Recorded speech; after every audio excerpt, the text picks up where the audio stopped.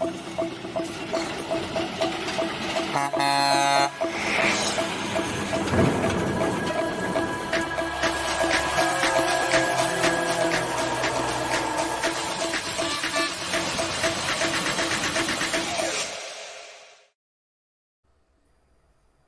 evening, everyone. Welcome back to Freedom Convoy 2022, Cruise into the Capital. But tonight, it's about more than just the capital.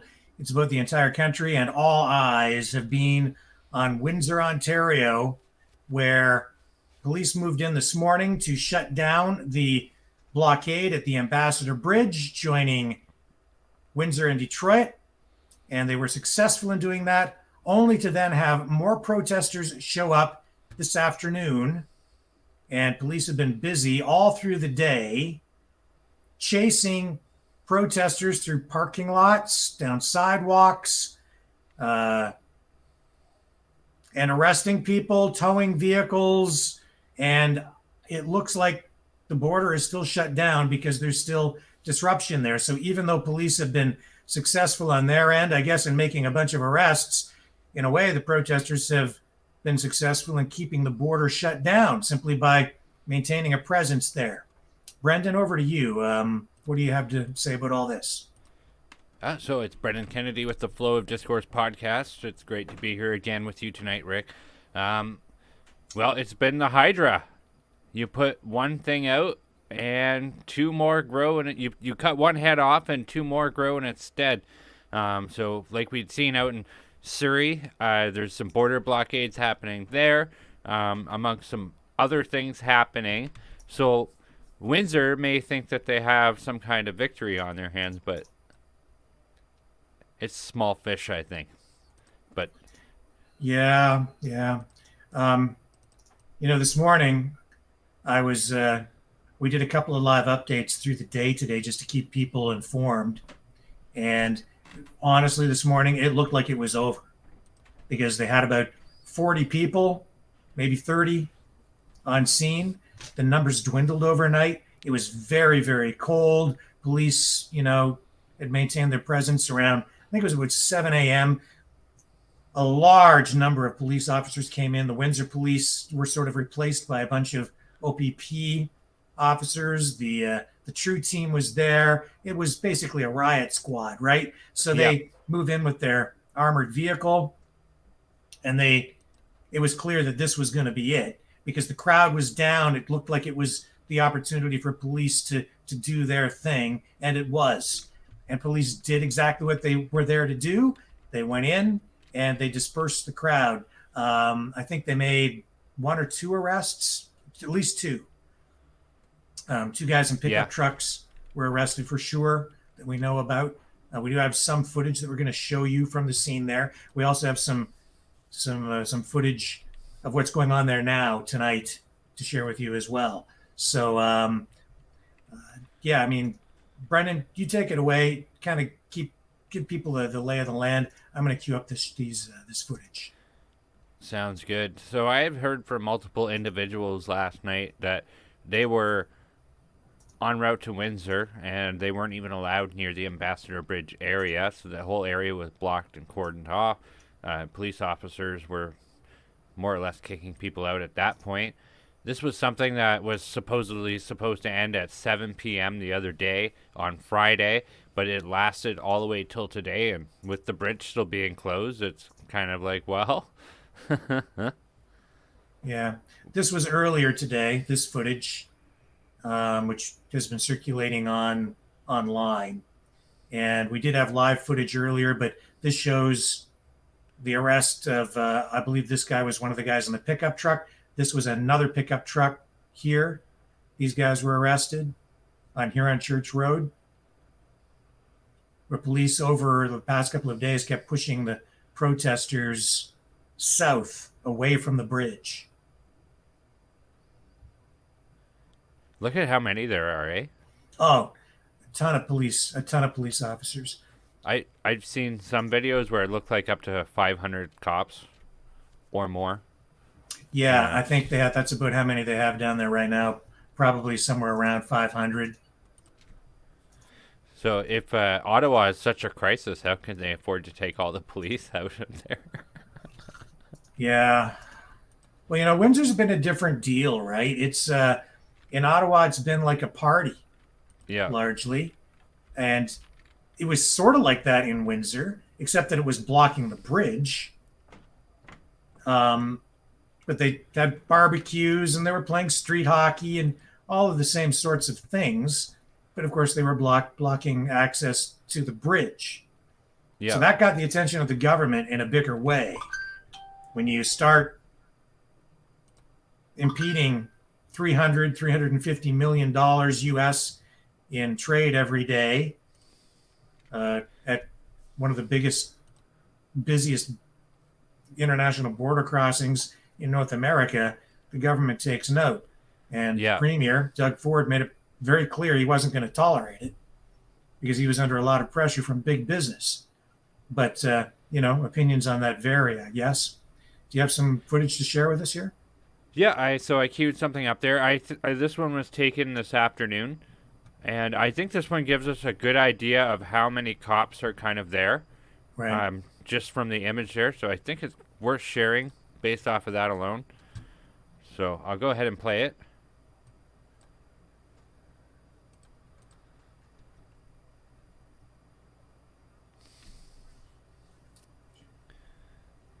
Yeah. So this was this afternoon after more protesters moved into the area. And I'm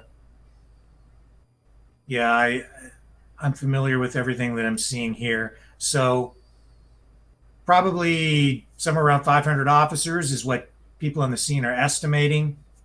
And that's what it looks like to me too. At least 500. Yeah.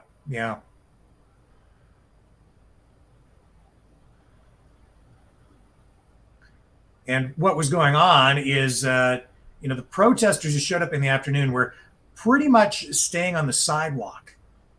And I guess at one point, the mayor of Windsor, Drew Dilkins, even said it was, I don't know if I don't think he has the authority to give people permission to do things, but he seemed to think he did. So he said, yeah, protesting on the sidewalk is okay. And then the cops showed up and said, no, protesting on the sidewalk is not okay. And they started to push people back. And I guess they advanced and backed off and advanced and backed off. So they warned the protesters that if they didn't leave, they would be arrested. And yeah, that's kind of what's been going on. So they went around, they started rounding people up. Here's, I think we've got some live footage right now out of Windsor. So let me just bring this up for folks. Okay, perfect.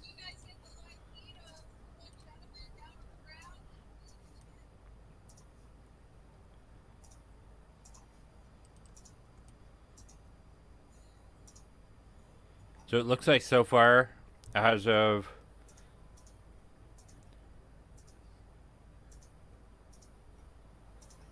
sorry, I got so many clips here. I just have to find this clip for. Here we go. So as of 5:47, looks like there was 12 arrests. The majority of them are just mischief.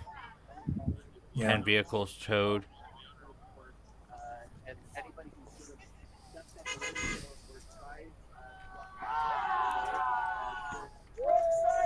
This is live footage from Do you guys Windsor hear the right news now. media behind me? Just fake news. Just fake news.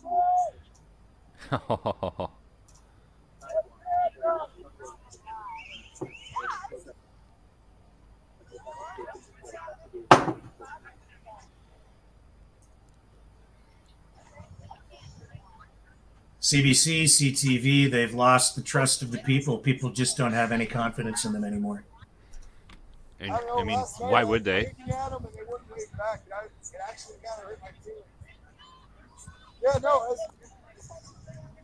But look at that. That's got to be huge number of police on site tonight. I mean, they're not messing around, right? But even with all those officers, just by being present, that bridge is still shut down. We're not blocking the roads. We're standing on the sidewalk peacefully protesting. Yes. Block of roads, rows of police officers. They barricaded the roads. Side streets are closed. That's quite correct. The protesters there have not been blockading this afternoon. They've been on the sidewalks protesting. Police have been trying to get them out of there, and it's the police that have the roads blocked off. Now, I'm not saying that they wouldn't blockade the roads again, because I think they probably would if given the opportunity, obviously. But what is really going on here, Brendan, I think, is this is an escalation in the war for and against freedom in Canada. Big time. I don't think the police like it either. And quite frankly, when it comes to what they're charging everybody under, which is mischief, it's like a broad term. It doesn't... At this point, they could just arrest everybody for mischief.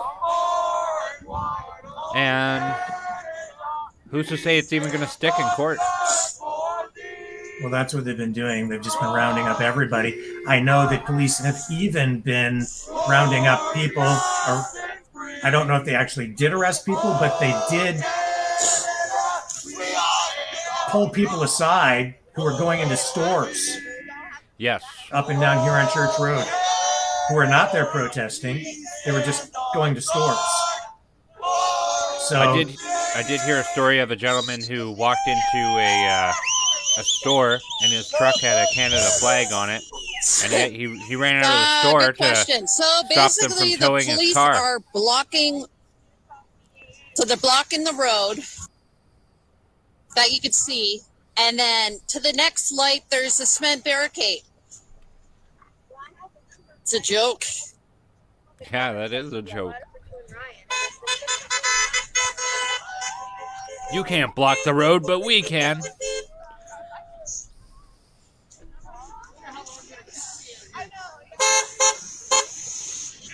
So this is the hot spot. This is where all eyes are focused tonight. The world is watching Windsor-Detroit. And I don't think I've seen anything about like resisting arrest or anything like that either. I haven't seen any video of anyone resisting arrest. Yeah. Well, yeah, maybe they were all ticked off at 3:30. Tim Hortons was closed, so they couldn't get their donuts.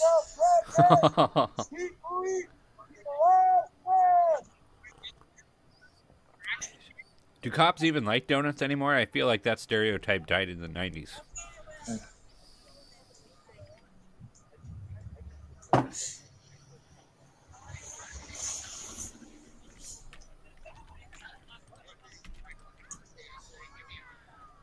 So it's bridge is still closed. I believe everybody is off of the bridge, but it is still closed. And even if they got across, the American side is totally blocked.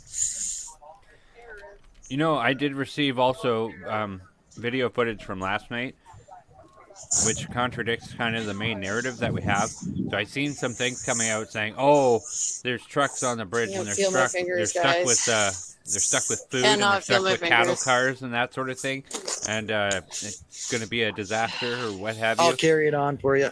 But I have footage from last night where the charger? bridge is entirely empty. There's nothing on the bridge whatsoever. Eric, you're gonna have to do that.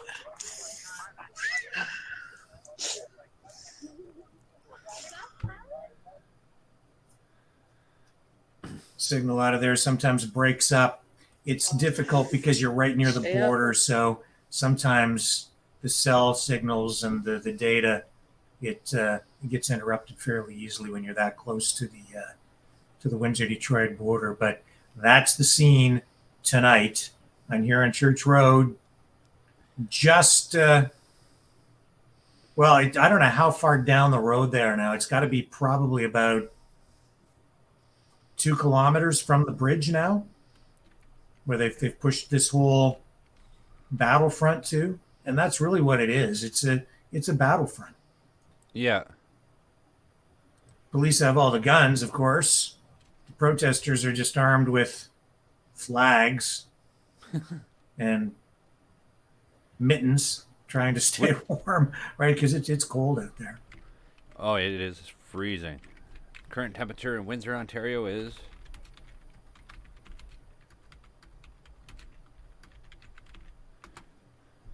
-8, snowing, as you can see by the video. Yeah, you spend the day outside in -8. You're out there for hours and hours. If you're not properly dressed, it starts to get to your bones. And that's why the crowd began to dwindle overnight, so that this morning they only had 30 or 40 people still there. It was a cold night. And some vehicles left. Some stragglers were still there. Police took advantage of that to take the ground, and they took the bridge back, basically. But then this afternoon, more protesters showed up again. So yeah, it's been dramatic, to say the least. Dramatic and unprecedented. I've never seen this much determination from a group of protesters over anything. And I can understand it. No, this is the biggest I've ever seen at so many places. Any predictions as to what might happen here, Brendan? Oh, it'll clear out for a day or two, but I think they might be back. It wouldn't surprise me if they come back. And then they'll need to send the police back out all over again. Like, this has to cost like hundreds of thousands of dollars. Like, oh, more than hundreds of thousands. It's got to be millions. With like the police, like, look at all the cops there. All those cops are getting like overtime. Interesting, they say all options are on the table except one. Except they don't say except one, but it's clear there's one option that they're not going to be willing to consider, and that's to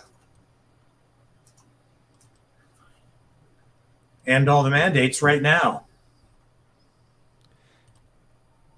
Now, believe it or not, I have a bit of irony to share here. So Maxime Bernier found a swastika.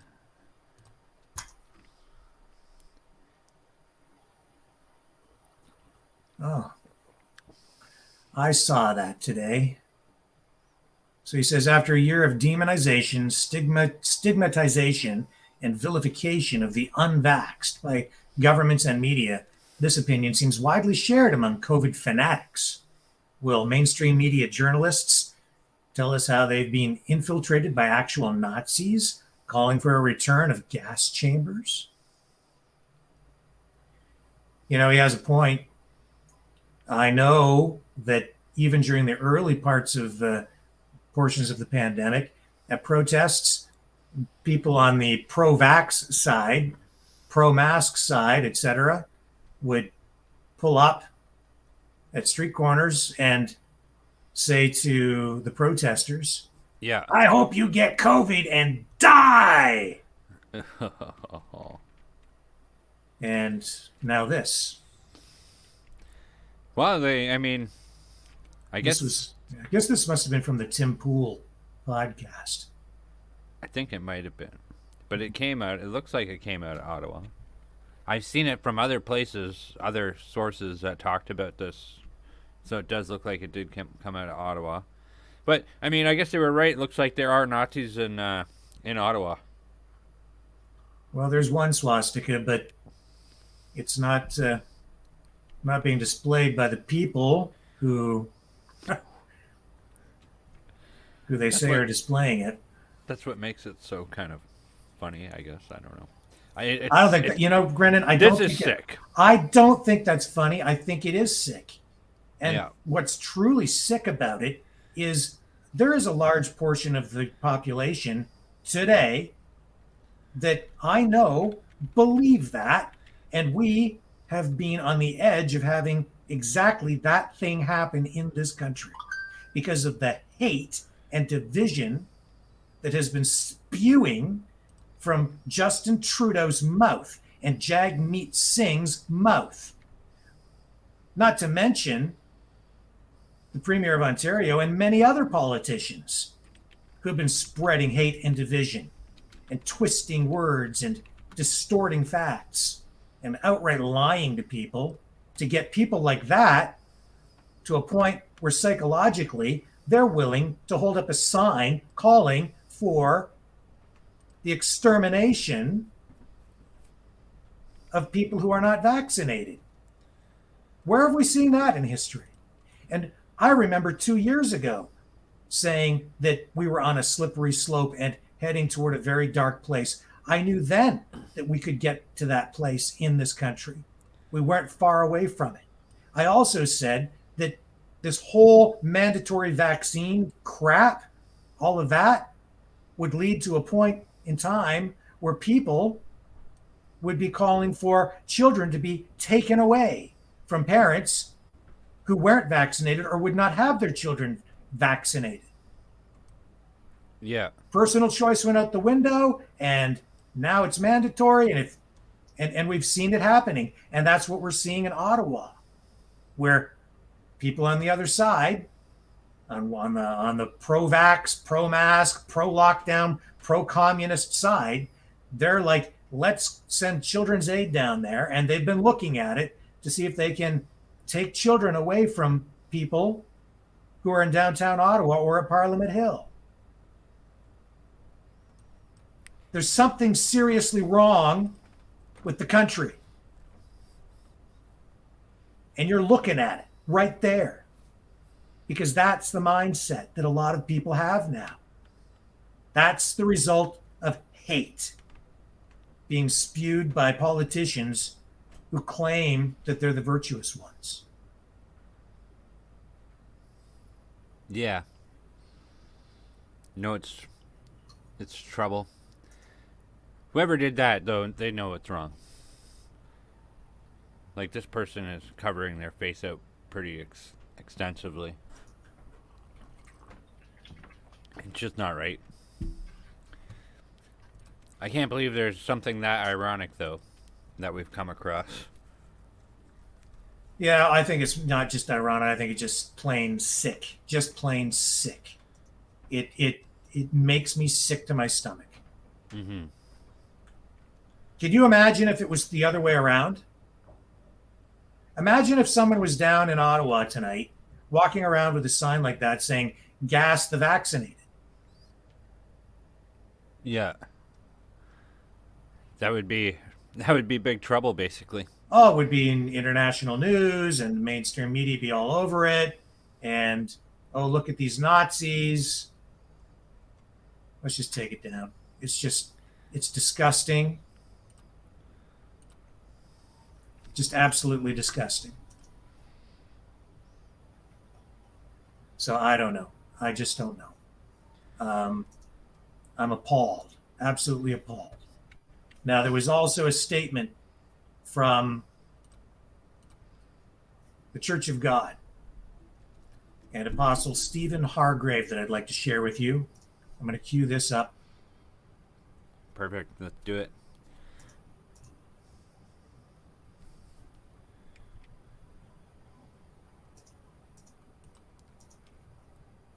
One moment, folks. Just takes me a moment to grab this. I mean, we all look backwards at our political affiliations or our ideas from our former younger selves, and maybe we don't necessarily agree with those anymore, or we might look at them with cringe. I think these people will be doing the same thing. Yeah, well, let's listen to what this apostle has to say. Say this about the brothers and sisters on the Ambassador Bridge.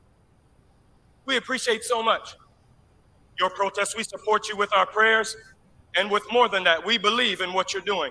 The cry is a just cry against the unjust mandates. We stand in solidarity with you. But God God did not send to the world a protest. If it were merely a protest, we would be swallowed up in Protestantism. And Protestantism is what delivered slavery and colonialism to the world. So we stand in solidarity with you, but we are not protesting the system. We are offering you saviors that can extract you from the system. Someone may say, we want all the mandates dropped, and we want the resignation of Mr. Trudeau. That may or may not happen. But even if it did, the results would be the same. The system loves to make concessions for you. And then you go away thinking that you've done well, only to come back in 2 years, in 1 year, to do another march and another protest, and we end up in this circle of incessant protest from the beginning of time.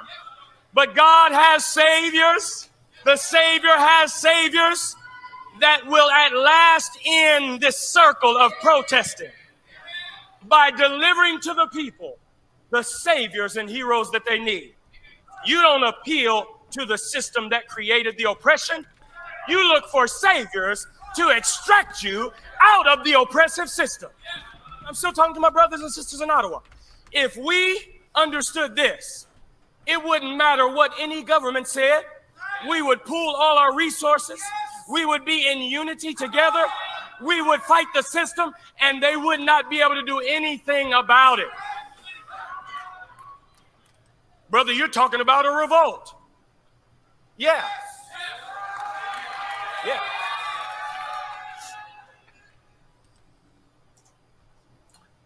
Yeah. Yeah. The Church of God has been under constant attack by the state since the beginning of this pandemic. They've been demonized, vilified, they've been smeared, lied about, charged over and over again. We've seen churches across this country burned. We've seen pastors arrested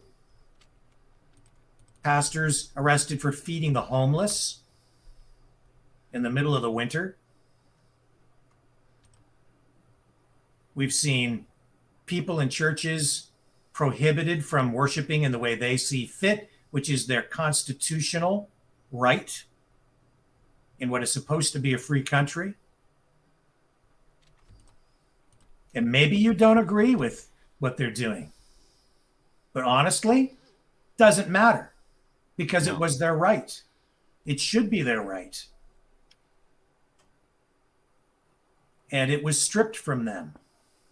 And when they defied that because it went against their beliefs and the word of God, which is a higher word than the word of Justin Trudeau or Doug Ford, who are just men, humans, they sent in their goons to do their dirty work. What's going on here, folks, in the plainest, simplest terms, is a war. It's a war between good and evil. It's a war between freedom or for communism. It's really, in the simplest terms, it comes down to that. Most people have become so complacent that even as this is taking place, they don't understand it. Most people tonight are sitting at home watching television, eating chips, Super Bowl, whatever, not really paying much attention. Well, some people are out there fighting for freedom, and other people are fighting on the other side because they don't want you to have any freedom.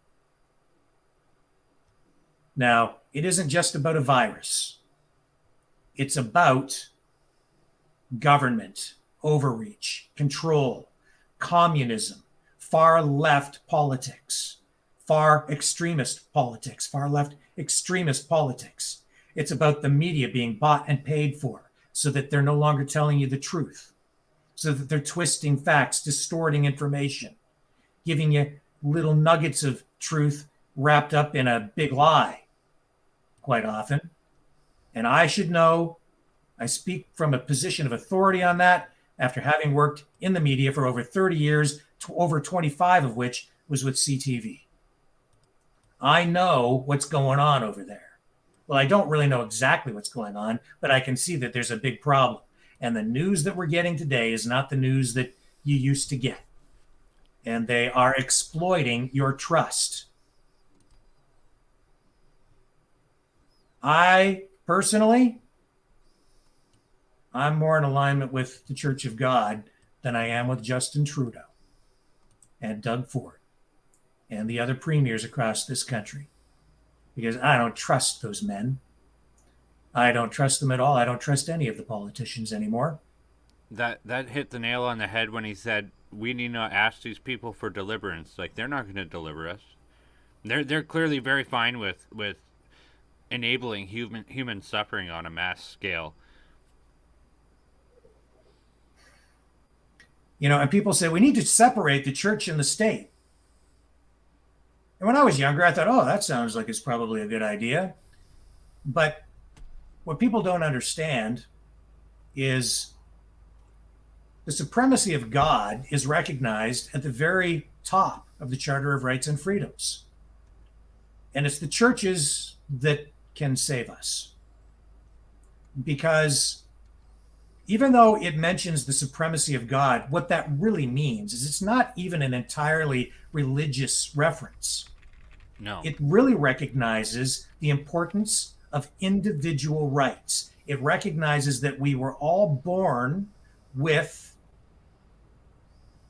rights given to us from a higher place than a human being can grant to us.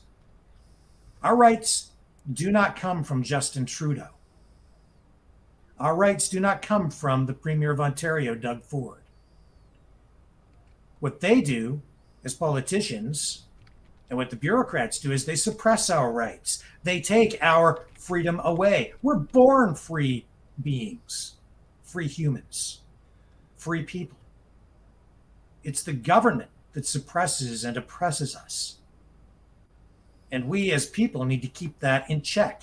That's what the Charter of Rights and Freedoms is about. That's what the Constitution is about. And these politicians keep doing an end run around it to strip people of their freedoms, strip people of their freedom of choice, freedom of movement, freedom of everything.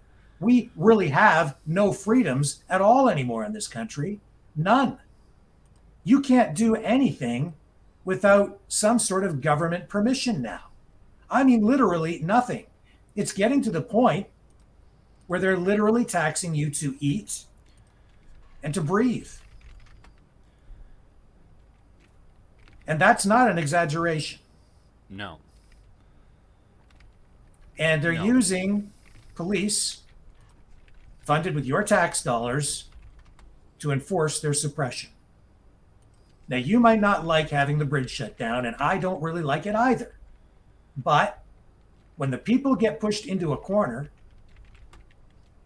and they are not being listened to, and they're being insulted and demonized, sometimes it erupts into something more.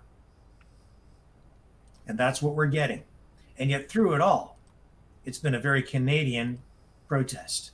As you can see, as you saw from that footage tonight in Windsor, it's not just truckers. It is not just truckers. And in an attempt to continue to distort and lie, the mayor of Windsor, senior police officers in Windsor have said, well, the protest has really kind of lost its focus because it's not just truckers anymore, and they really don't know what they're asking for, blah, blah, blah, blah. It's actually very simple and very clear, and they have maintained their focus. It's dead simple.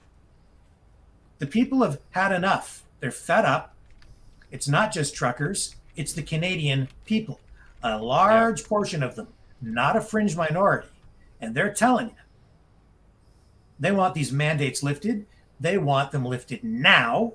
And they want their freedoms back. They want the Charter of Rights and Freedoms restored. That's what I want. I'm tired of all the impact that these little policies that the government makes and how much stress that has been incumbent on my life that came with it. They tried communist style lockdowns and shutdowns on our country. We already had a pandemic response manual, and we threw that in the garbage before all this happened. Like, what the hell even happened with that? It's kind of like everybody was like, well, we have our own plans, but China's doing this thing, so we're going to try that. And so then we kind of tried to do a zero COVID policy for all these years. I don't think it was, I don't think they were flying by the seat of their pants. This was a plan. Yeah. And you don't have a vaccine passport app to roll out on a mass scale. You don't develop something like that in a matter of, a few months. Something like that, they put that thing together well in advance. And they spent big money doing it. I actually know exactly how long they've been developing that. So that's been in development since 2017. Yeah. You can check it out. It's called the Known Traveler Digital ID Program, ktdi.org. That is ktdi.org. It is a World Economic Forum project, and they've been working on it, as well as the Netherlands and Canada. Canada sunk probably a few $1 million into this project since 2017. The Liberal Party of Canada also had it as one of their platforms, too, in the last election. And remember when it was all a big conspiracy theory?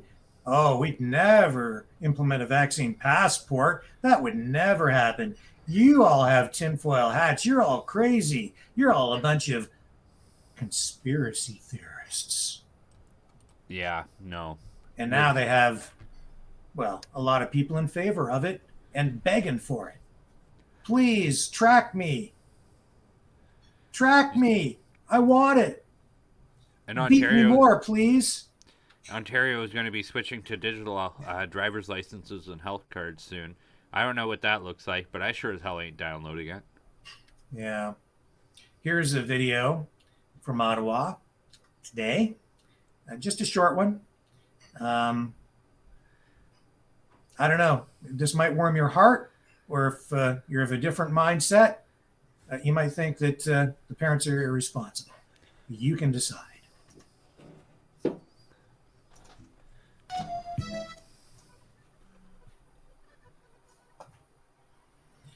So there you go.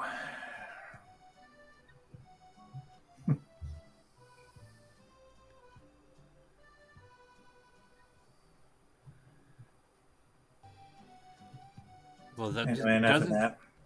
doesn't that just trigger you? Well, a few days ago, Ottawa police moved in, confiscated the bouncy castles outside Parliament Hill. And, one of the comments that I know has been circulating on that video is, "Where's the Children's Aid Society?" I get that you don't want to take children into any place that's dangerous, but you know what? It's not the truckers who are a threat to the kids. It's not the other people there. The only signs you see around say love and peace and freedom. And they're feeding people for free on the street, including the homeless. And the kids are having a riot down there. It's been like a festival. It's been very much like a Canada Day celebration times, 50, 100. Free pancakes, free food. Yeah. Maxime Bernier was cooking up pancakes all day. Yeah. So Yeah, freedom. They kept calling them freedom pancakes, but they should call them freedom flapjacks. Flatten the fear flapjacks. That's what they should be calling them. I think they did. Somebody did say something like that. I can't remember though. I'm not. But that is very, very awesome. That image there, and I mean, they're gonna have to think real hard about what they're gonna do, and if they plan on using any type of force. But I think that's the prelude of what we've seen in Windsor. Is going to be the prelude to what we're gonna see in Ottawa eventually. When, I don't know. Yeah, I don't think the government is prepared to let it go on too much longer, but the cops, I don't think, really know exactly how to handle it there. It's a completely different situation. And out in Alberta, in Coutts, Alberta, the standoff there continues as well. And apparently today, police did something that I'm not sure if it was legal. I'm pretty sure that this is going to, well, it's you let me know, folks, in the comments, if you think that it's okay for the cops to go in and sabotage, damage heavy equipment in order to achieve their militaristic goals, which include shutting down the protest in Coutts, Alberta. Here's a clip from one of the people on site there. February 13th, but we just got confirmation. Our organizers there brought in 2 steel-tracked excavators, and they parked them a few miles up the road on our access. And supposedly they were along the side of the road in the ditch at the time, and the RCMP didn't like that idea. So we moved the excavators a mile or so into the farmer's field on private property and told them, and they confirmed that. And it was shortly after, in the evening last night, that they then sent a text message to the owners of the machines, or our organizer guys, that they deemed those machines inoperable. And so it was kind of like, what do you mean you deemed inoperable? So they went out there to verify and confirm that the machines were physically damaged. Solenoid lines were cut, fuel lines were cut, hydraulic lines were tampered with. They even took filters apart and sprayed spray foam into housings, completely destroying that. Like, that's going to be thousands and thousands of dollars to repair all that.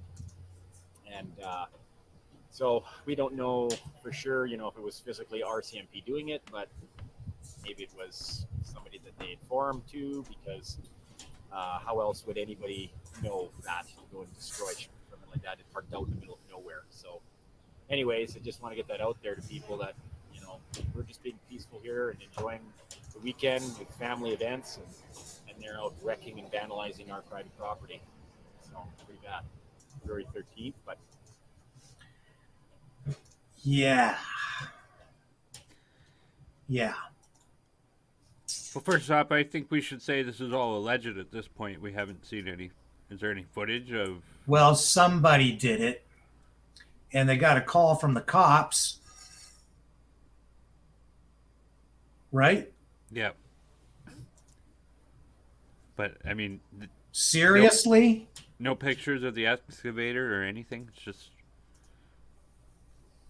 Well, I don't have the video, but I'm sure that it's out there, Brendan, and Yeah. It won't be hard to verify that. No. Because those machines are not going anywhere anytime soon. They're going to have to move those now. You need special equipment because they can't move on their own, which is exactly what police wanted. Holy Toledo. If that is You the see, case, folks, it's a form of warfare. This is not policing as usual. This is not government as usual. This is not the Canada that I have known, that I've lived in all my life. This is not normal. This is not normal policing. And honestly, if police did that, absolutely 100% unacceptable. You don't touch private property and you don't vandalize it. That equipment is worth huge money. And if you have no regard for the people who own it, I hope that they're prepared to pay for it. Somebody needs to be held accountable for that if the story is as told. Yeah, Rebel News has video of the damage. There you go. Okay, thank you. And thank God for Rebel News, because those guys, they do an awesome job. They truly do. Absolutely. Now, what this really reminds me of more than anything is some mafia-style tactics. Like, holy smokes. It sounds like something the mob would do. They go to a competing union, break apart their equipment. Prevent them from working. It's fascism. It's Yeah. actually it's fascistic communism is what it is. But yes, we're living in a country now that has become very much a police state, and the government is just making up new laws as they go along. They don't like this. Yeah, if they did, Rick, it's going to be bloody soon. I sure hope not. But my God, police, give your heads a shake. What the heck are you doing? Whose side are you on? Which side? Not whose. Which side? Or maybe it is whose side. You're on Justin Trudeau's side? He's just a person. These guys are making big mistakes, these politicians. Think about what you're doing. Now you're not only following unlawful orders, potentially. Now you're engaging in criminal acts yourself, illegal acts, if the story is as told. Somebody broke the law, somebody vandalized that equipment, and somebody made the phone call and identified themselves as a police officer to the person on the other end to tell them that those machines had been rendered inoperable. And, Unacceptable. Absolutely unacceptable. big time. Big time. That's, this is, How This do you is gonna expect how do they expect to maintain the trust of the public and gain people's trust? How are people supposed to feel safe around the cops when they engage in crap like that? How? They're damaging beyond repair, possibly, the relationship between the public and police, which has always been a thing to cherish in this country. big time. I don't know what it's going to take to bring it back. Policing has been a weird game in this country for some years now. It's going to take a lot more than stories for this one. I do Again, know that it's disgusting.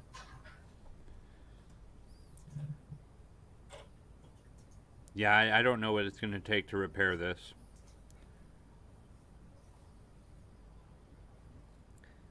In other news, the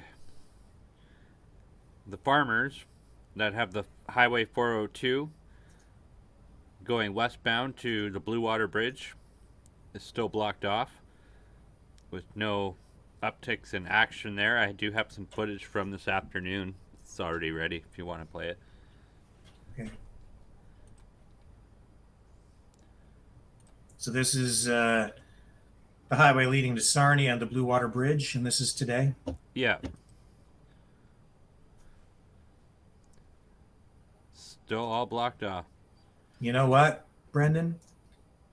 The freedom fighters are not giving up. No. No, they're not. And these guys aren't giving up. And now, I've talked about this a little bit before. What they have going on here isn't so impactful, like closing off the actual border. But what it does create is like a 20 to 30 minute delay from going to the border. So before they had a direct route to the border, and this makes them go all the way around. So it is a big pain in the ass for them. But they've been staying quiet about this one. They haven't said anything about it. Everything in Windsor has been taking all the limelight and all the spotlight. So it's been keeping it off of these guys. On the other side of the tractors in that wooded lot there, that's where they have an encampment there. and they have been camping there and guarding the vehicles so that they don't get charged for abandoning equipment on the road. But other than that, they're holding in strong there and they're not moving. Yeah. Now, I just received a message that I saw, and I'm not sure if I should say who this comes from or who it was sent to, but this person is saying that Antifa is moving into the Ottawa area and police are bracing for conflict. And in this note, the person says that they're still shaking from the experience that they had with regard to this. They say they were minding their own business, just observing from a distance, and two individuals came at this person just because they had a camera out in Ottawa. And the description here is, and what they say is, they were full of hate and rage, unlike the truckers and supporters on the Hill. And we've shown you the raw footage from up there for the past 2 weeks. Okay, folks? So you know what's going on, and you know it's been totally peaceful. You've seen the raw footage. We have more of it to share with you tonight, unedited. This morning, this person says, was a prayerful time with pastors participating and hymns sung for peace. I couldn't help but cry this morning, this person says. If I had not experienced this person says, I might never have fully understood the reality of good and evil truly present. You can cut the air with tension, they say, with this demonic group. What I actually saw was the police creating a blockade to keep the Antifa group away from the truckers. It's going to be extremely difficult to contain them if they don't have added enforcement. The person says they pray for the police officers as they have one gigantic task ahead of them, and that is true. If Antifa moves in there,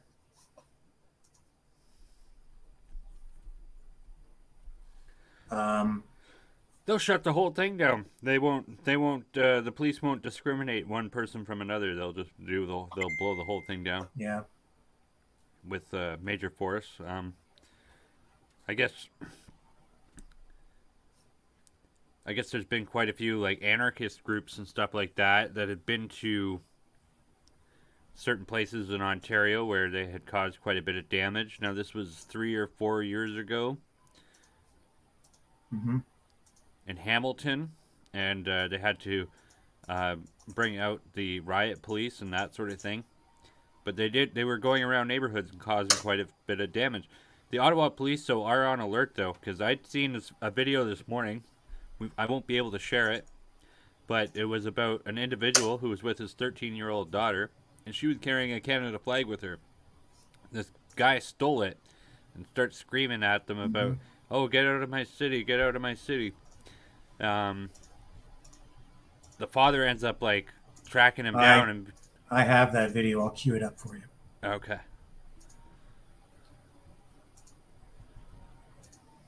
It'll just take me a moment, but you can continue to describe what happened. Cue it up for folks if you like. Well, the individual is quite hostile, and he even grapples with some people. But I mean, the response from the police was pretty quick. Yeah, it's right here. Here we go. No, my ankle's broken. My ankle's broken. Okay, No. Get up. I can't get up. My Okay, ankle. well, sit up. Listen, I can't. My ankle's broken. My ankle's broken. Look at it. Okay, we'll just sit. I'm sitting. Yeah. I didn't assault anybody though. I took somebody's flag. That's it, man. Yeah, 13-year-old girl's Well, flag. we're back in Ottawa, and this time we decided to take 2 of our children. If there's some sound in the background, I apologize. It's a pretty light mood here, and there's some kids running up and down the hall. It reminds me of the old days of going to hockey tournaments for my team or my sister's team as a child. Lots of kids are having fun playing in the elevators and going up and down the stairwells. So this is our 3rd time that my wife and I came, and it's been nothing but peaceful. An earlier video, you did see there was some counter protests. protesters that I spoke to. This weekend, unfortunately, that's changed. There has been some violent activists, or at least one anyway that I saw, and unfortunately we had a bit of a run-in with them. I'll let my daughter explain what happened. We got assaulted by one guy, precisely one that wasn't part of this crowd. Okay, So. when you say assaulted, what happened? As in he stole my flag and no. ran away with it. Yeah. Were you being rude with the flag or something? Or No, he was walking behind us. We were just walking down the street and he just happened to grab it. Like, we thought he was friendly at first until he wasn't, so. Yeah, I think he was drunk or something. I don't Possibly, yeah. Did he yell at you? Yeah. Yeah. Oh, he yelled at you guys? Yeah, too? not exactly at me, but at our group, yeah. What was he saying? Am I allowed to swear? Well, you don't need verbatim, but No, what okay. was the tenor of his message? He didn't like us being here holding flags. Hey, get out of my city. Get out of my city. Get out of my fucking city. Or anything, just walking down the street with a flag over my shoulder. So, and yeah, I'm not sure what exactly he didn't like about that, but he didn't like it. Yeah. What ended up happening to that guy? I think he got arrested. I saw him get arrested on the sidewalk, and he just had to walk around that. Yeah. Which is interesting. Would you say that his behavior is indicative of what you're seeing elsewhere? Definitely not. No? This is. I don't see any hatred part of this crowd. Like, I don't see people running away from others or getting yelled at. Like, it's mostly just people aggressively yelling freedom at each other. Yeah. So when he first took her flag, I hadn't had my camera out. We were pretty close to her hotel. We were just by Ottawa City Hall, so not really close to the actual protest. It's interesting, this is the same area where the counter-protesters were last week. It seems that they don't like to go right into the actual crowd. They, you forgive the expression, they like to stay on the fringe. And I'm not sure if this guy was looking to cause trouble, but he saw a family of 4 people. My 2 children were with us. There was no one else really around, and he decided to walk up behind us and grab the flag that my daughter was carrying and run off and just sort of yell obscenities to us and tell us to get out of the city and that kind of thing. I was able to get my phone out eventually, so I didn't capture the beginning of it, but you do see him getting arrested, so have a look.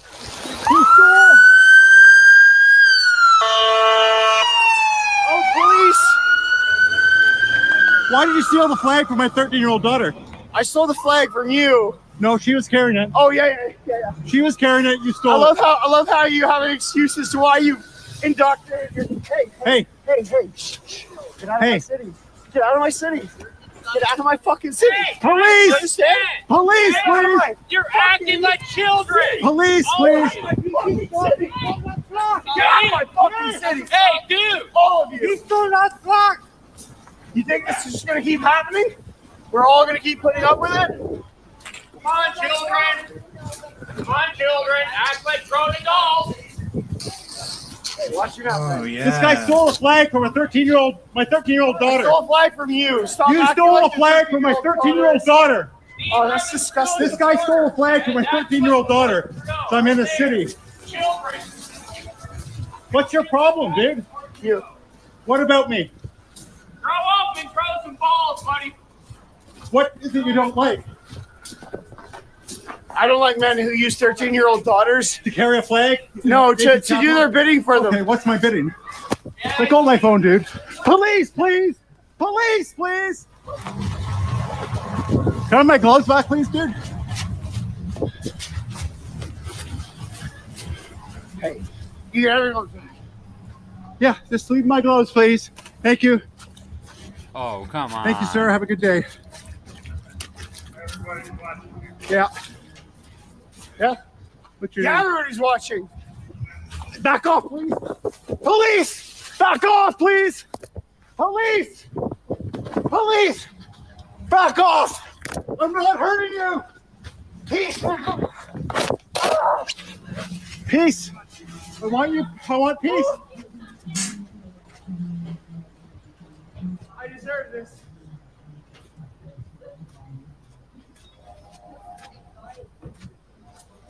You know him? No, I didn't. He stole my daughter's flag. You're a police officer? Your daughter's flag? Yes, we were just walking. He stole it. I think he's been drinking. Is there a police officer? I've been assaulted. A police officer, please. Is there a police officer at Elgin? I'm cutting the cup right Let's now. go. Merci beaucoup. Yeah, I'm with someone right now that Has been assaulted. that her daughter has been. The man assaulted me. I think he's been drinking. He stole the flag from my 13-year-old girl. She's in a snowbank.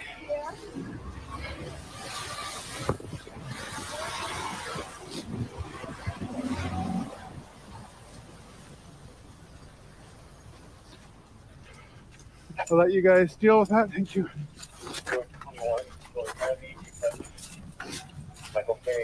Smelled a lot of booze on his breath. He grabbed the flag from my 13-year-old daughter, stole my gloves.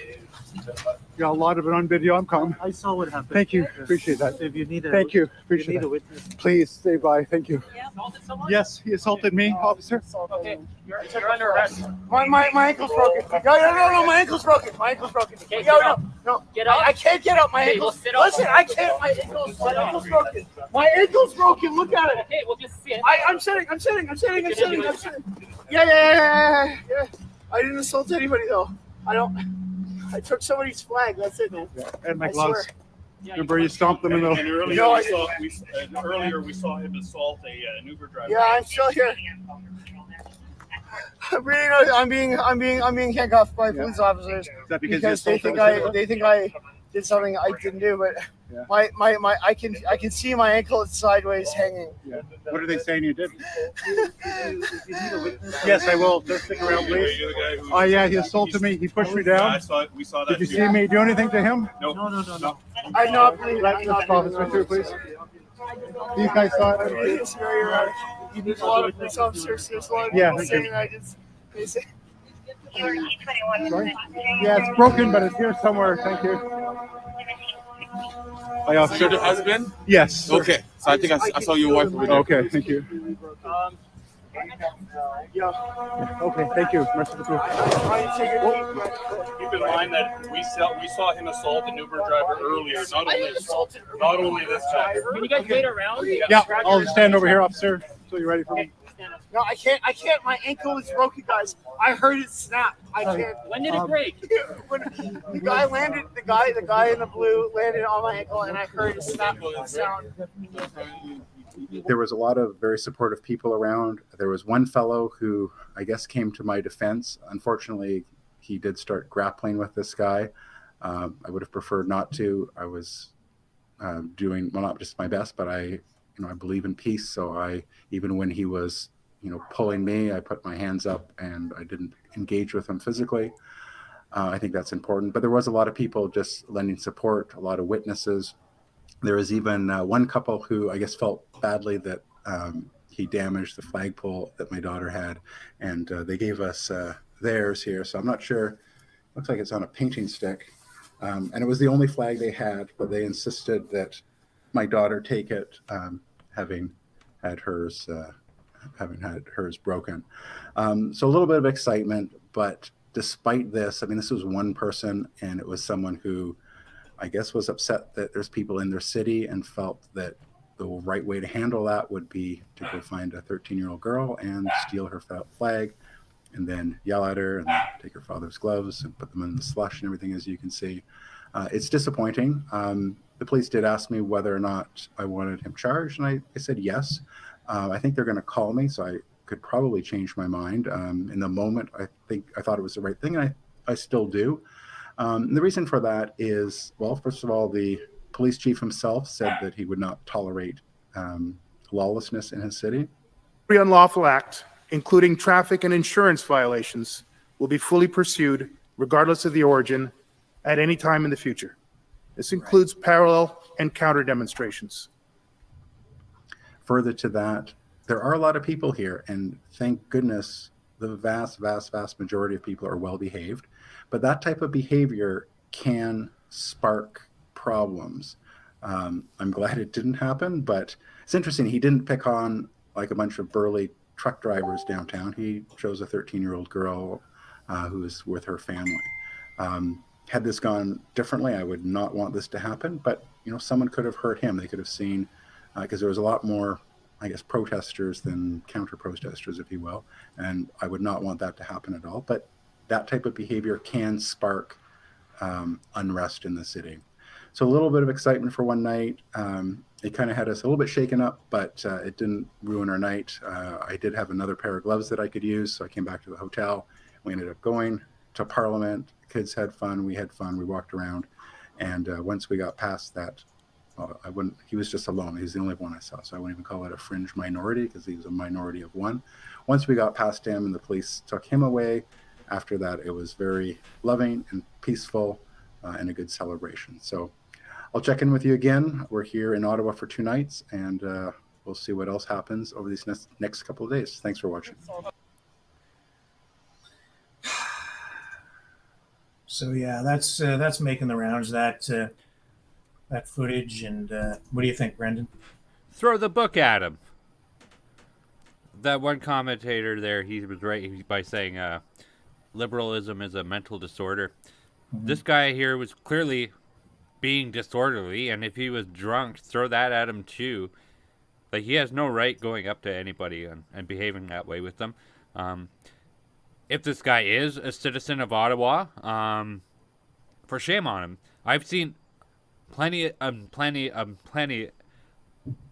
interviews with people from Ottawa who live there, who are participating downtown, and they're getting involved and they're doing stuff. And some of them even pointed out, if they think what's happening in Ottawa right now is bad, you haven't seen a Canada Day celebration down there where there's usually a lot of drinking involved and a lot of problems that pop up over the course of the night. This is not much different. But I would say this is, on average, it's more safe. Across the board, it's been more safe. But it's people like that don't make it safe. But he knew he knew what he did wrong there. He said, "I deserve that." You hear that? He said, "I deserve this." I pity that man. Yeah, it's pitiful. I feel sorry for him. And I think what we're seeing there is someone's heart that has been filled with darkness and hate. And we know where it's coming from, directly from the Prime Minister's office, directly from the Premier's office. And it's disgusting. And that hate was unleashed in Ottawa through that man. Mm-hmm. In a way, he's a victim because of what they've done to his mind and what they've filled his heart with. Yeah, I mean, if they don't do something about this, like if they don't charge him, then that's going to make the police look kind of bad, because Peter Slawley said, "We will not tolerate lawlessness." Well, I'm glad something might be is to be done, because regardless of whether, regardless of the circumstances, that guy, if something isn't done, he'll go out and do that stuff again. Exactly. And the father is absolutely right. That kind of incident, that kind of action in the middle of a group of people who have been so far completely peaceful, that can turn things right upside down in a real hurry when you inject someone who's attacking a little girl, right? Or anybody. So, yeah, Well, this guy, it sounds to me like he may have been on a rampage even. And I know Uber Eats is relatively expensive, but I don't think it's worth assaulting anybody over it. If that allegedly is true, then this guy is probably on some kind of rampage where he's romping around downtown Ottawa, causing crap. Yeah. And if the report that we just received that Antifa is down there and preparing to make their presence known, and preparing for conflict. Bad news, man. Really bad news. And you know something else, Brendan? I'm so sick and tired of the double standard, the twisted reports, the distorted information, the outright lies, because the mainstream media, they won't give a damn about that little girl. You're not going to see that on the 6 p.m. news. I can pretty much guarantee it. I'd be very surprised. It's possible it might show up on a television newscast or in a newspaper, but I really doubt it. I doubt it.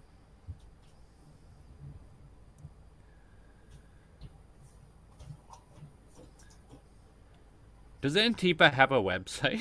I've Antifa? never checked it out. Yeah, I've never checked it out. I think they do. I'm pretty sure they do. I know that at one time, if you typed in Antifa.com, it went to Joe Biden's website. It's a fact. That was during the election. I'm pretty sure idiot.com goes to Justin Trudeau's Wikipedia page. What is Antifa? Yeah, I don't see like a website. They must. I'm not sure. Be interesting if they did. Somebody's asking, what is Antifa? It's an abbreviation for anti-fascist. Which is a misdirected name meant to deceive, because in reality they're a very violent. They're basically street enforcers for the far left. And their methods are very fascistic and violent. They're violent. We've seen that repeatedly. And yet I remember a couple of years ago, who was it? It wasn't Chuck Schumer. It was one of the other U.S. politicians who said, Antifa is just an idea. And then that spread, and Biden said it. Yeah, Antifa is just an idea. No, it's these groups. You got to be careful with these groups. Like, maybe they, like, I just tried looking for a website that they have, but I don't see anything there. I could be looking in all the wrong places, but neither here nor there. Antifa is garbage. Wherever they go, they leave a trail of destruction behind them. Yes. I would say they're even comparable to kind of the Mussolini black shirts, like. Yeah, or the brown shirts. Hitler's brown shirts, right? If The they Nazis. don't like you, they'll come in and burn your business down. No, I'm appalled by what I'm seeing today. It's just appalled. What can I say? It's terrible. Now, Carla Olson, we've shown you what's been going on down in downtown Windsor. I'm going to see if I can get a live feed out of there. Right now, what I'd like to do is bring you some of the footage that our intrepid reporter, Carla Olson, has been gathering in downtown Ottawa. And let me just cue that up for you. I got to find you again, Carla. Where did you go? There you are. The mood in Ottawa today, I think, has been still very, very positive. And Carla is on site there tonight, still shooting video. This is something she shot just a short time ago. So let's check in with her and see what she has to say. Okay, so I am back from warming my feet, and here we are downtown again, right at the corner of Ellington. Just lots and lots and lots of people, even more coming. It's really the same mood, just the same.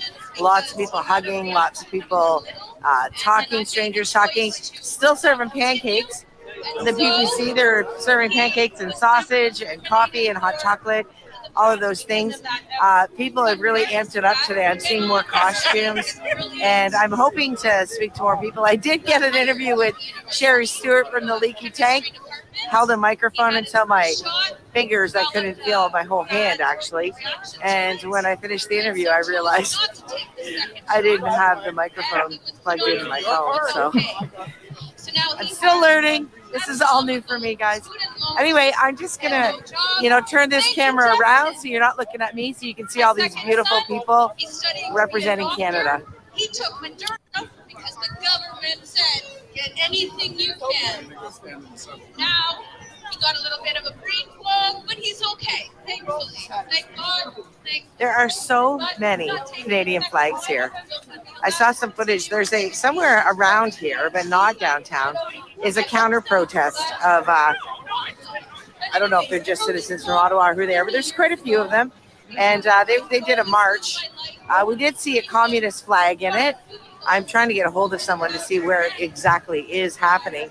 I saw very few Canadian flags. I just want to bring you over to these porta potties that we've been looking at, and I wanted to show you. They've labeled them.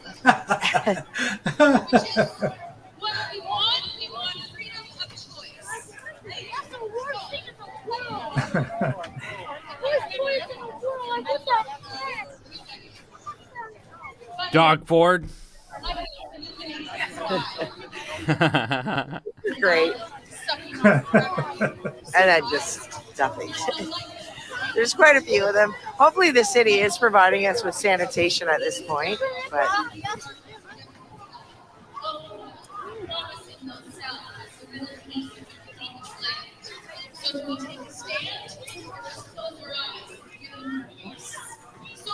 Just excuse me a moment, He please. is King of Kings, Lord of Lords. I'm just going to put Carla full screen here. Just a sea of flags, guys. So many people out there. Just a sea of flags. We are trying to help her with some of her expenses. We do have a donation link. I'm telling you, if you're into people watching, this is the place to be. She's been there for 2 weeks, doing a great job sending us live video, recorded videos, interviews.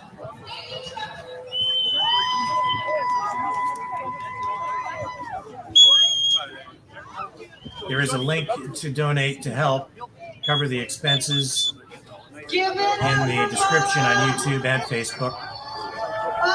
It's a PayPal link. We just really need to win this, guys. This is our third weekend up here. We really need to win this.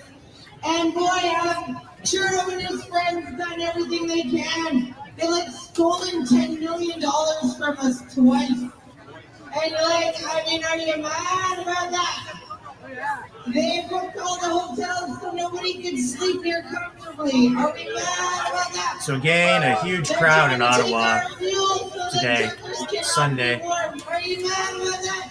In spite of the threats from the Prime Minister and the Premier, team, and it is our role and responsibility to provide the necessities of heavier life for our fines. truckers. And so we have a volunteer table over people there. responded by coming out in even greater One thing that numbers. the government cannot steal from us is they cannot steal our crypto and they cannot steal our fiat cash. So we have a donation table. Can you wave over at the donation table, guys? Where is our donation table? They should be over there. People are looking for them. So Janet is in charge of that. Please go see the adopted trucker table and find The out speaker how making you can help us reference in to any the way. government The posters here are the freezing funniest posters in the world.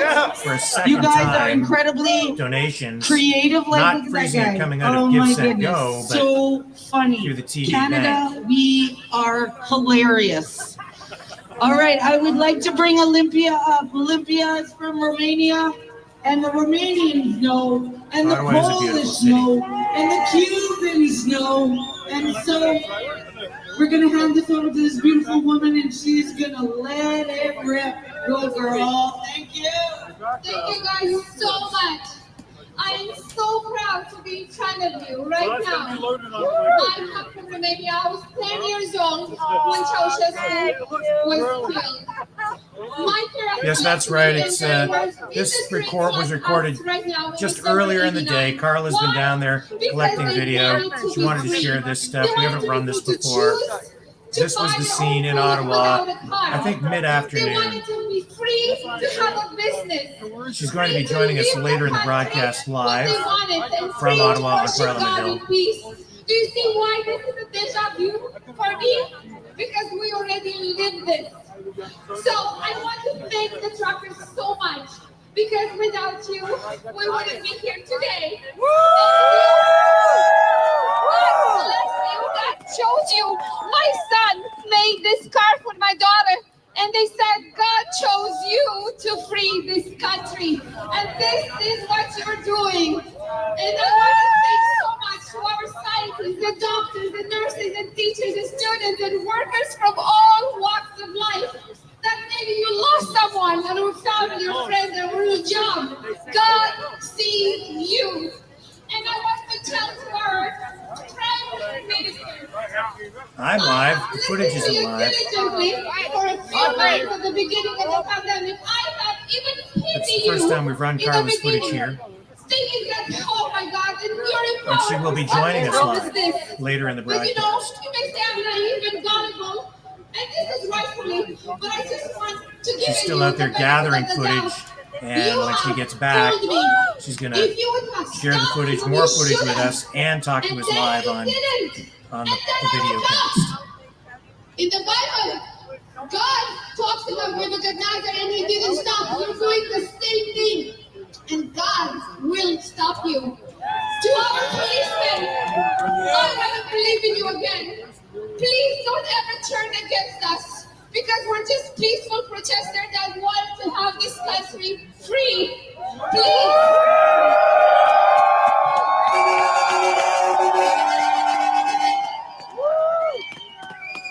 And to our military, I know that nothing passes by you to protect this country and preserve it in case of an attack, foreign or domestic.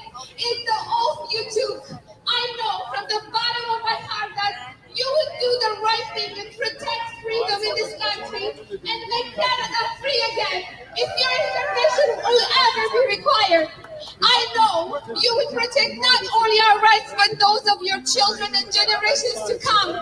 Canada has entered history in the last 10 days, but something that the world has never known. And I know in my heart you are proud of it.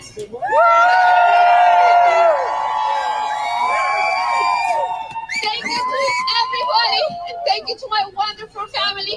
My child is 7. He said, Mommy, for my birthday, I just want to be a kid again. I want to go to karate and tennis and to the trampoline park. Please, let this be done. In Jesus' name, I thank you all, and I love you.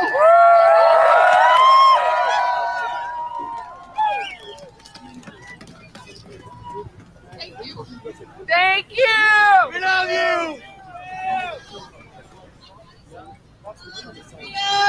Romania knows!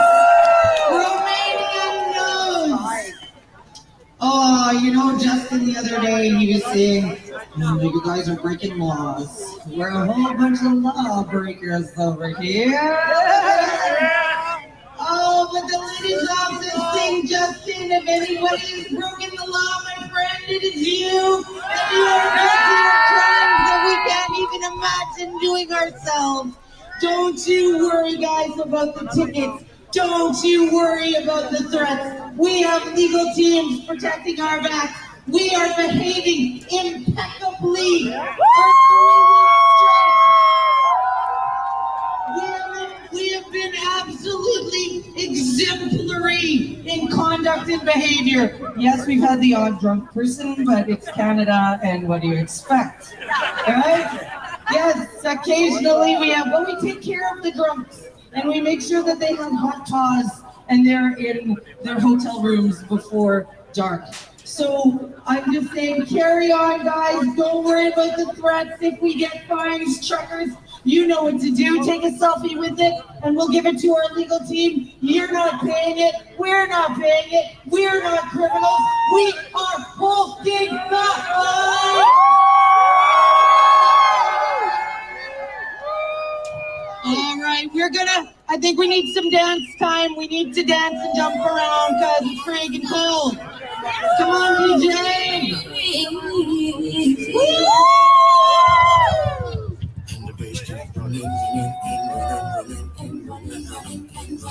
Coach King says that YouTube is messing with our feeds. In this context, there's no disrespect, so when I bust my rhyme, you break your necks. We got 5 So I minutes. don't know what's going on with that, but hopefully it's not affecting things too much. I think what we'll do here right now, Brendan, is I think we'll dump out of this feed for a moment. And I did have a video from somebody who was down at the Windsor-Detroit border through the day. It goes by the handle of Freedom Steven, and he has a video that he's been asking people to share. And I think maybe we should run some of that to see what that's all about. That's a good idea.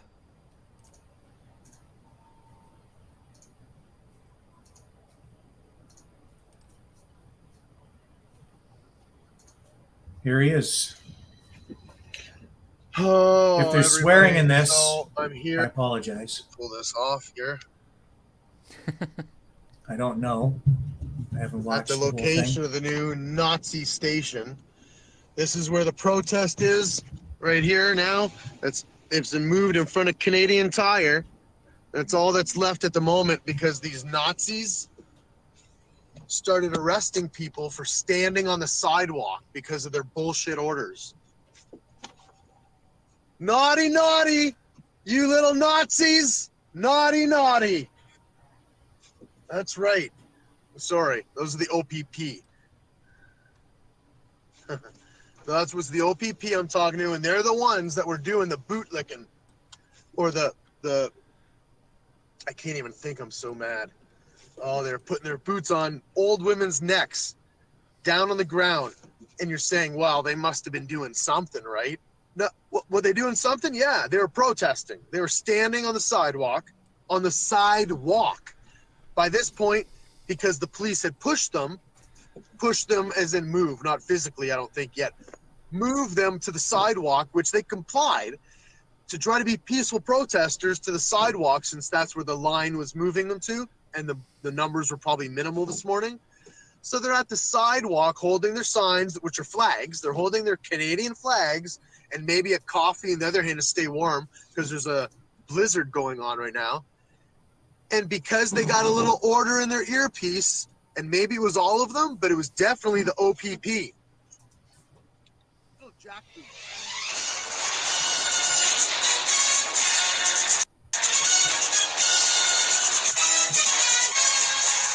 These little jackboots arresting. Forget about the putting their boot on the neck and all that stuff. They're arresting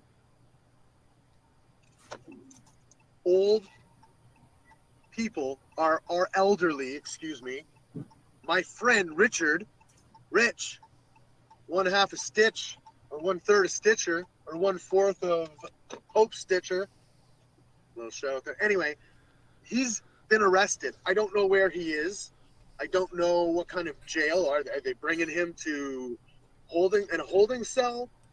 Are they bringing him to a quarantine camp, a relocation facility, the new Auschwitz? I don't know. Because who knows in this day and age when they can arrest you for having a protest, like our fearless leader just stated. Protesting is now going to be illegal unless it's under their parameters of how they want you to protest. So basically, as long as you do it in a way that is the least effective and can't affect change, then you can protest. Maybe hold a sign from inside your home. Maybe close the blinds before you do it. If you open the blinds or step outside your door, well, obviously that's illegal. Look, it says right here, it's illegal. So I guess you can't. I think this might be a cop here following me. They got radioed. Hey, follow that guy with the Bill of Rights on the back. pull him over, maybe arrest him too. Because I did roll the window down while I was live here, and I yelled something, which they couldn't hear. They could just see me wag my finger at them. I pointed my finger and wagged it at them. So, hey guys, I'm going to stay on live just for the fact that this vehicle is behind me. You know, one of those grayed out vehicles, SUVs, that look exactly like one of the 3 they sent to my house after one of our gatherings at the Great Canadian Flag. They sent 3 unmarked cop cars with 2 officers in each to my home in LaSalle to give me tickets, multiple tickets, because I was gathering in the summertime at that, out at the riverfront, outside the water. Oh, the other one that they gave me was for impeding traffic. My truck was literally at the front of the march, and the march can only walk as fast as people march, and it was a great idea to have the Bill of Rights at the front. Obviously, the crowd was impeding the traffic, and I was in front of the crowd. Even if I sped up, the crowd would still be impeding traffic. They gave me a ticket for that on top of the golden tickets we all get for living our free lives. But my point is, they send these jackboots after you. And we're at that point in history now where you wag your finger at a cop or an OPP, and that's reason enough in emergency orders. There's another cop. This city right now is more full of all the police that I saw every day combined while I was in Ottawa for 10 days. And they had a lot of cops from all over there. But it's a bigger city, obviously. It's Parliament. And a lot more people. There were at least 2.5 million people when I was there, if not more. So the numbers they say, you know, a few thousand people. Yeah, there was a few thousand people standing in a couple square feet that I was at. And then a couple more square feet, there was a few more thousand. There were millions of people. Less cops. There's more cops. There's another 3 cops. The gas station. Hey, Super 8. A few cop cars, probably some escorts as well, working together. Canada and the rest of the world, hey, you guys don't pay attention to what's happening in these countries like Australia and right here. We are going to become Nazi Germany all over again. I'm going to be my grandfather, except, I don't know, maybe I'm 70 pounds more. So I won't starve to death as fast as some of the people back then. But I'm not doing it. I will not enter into fascism. I will not allow my child to become a slave. I will not allow it. I don't know what else to say. I'm a peaceful man, and I want peace. I want... Here we go.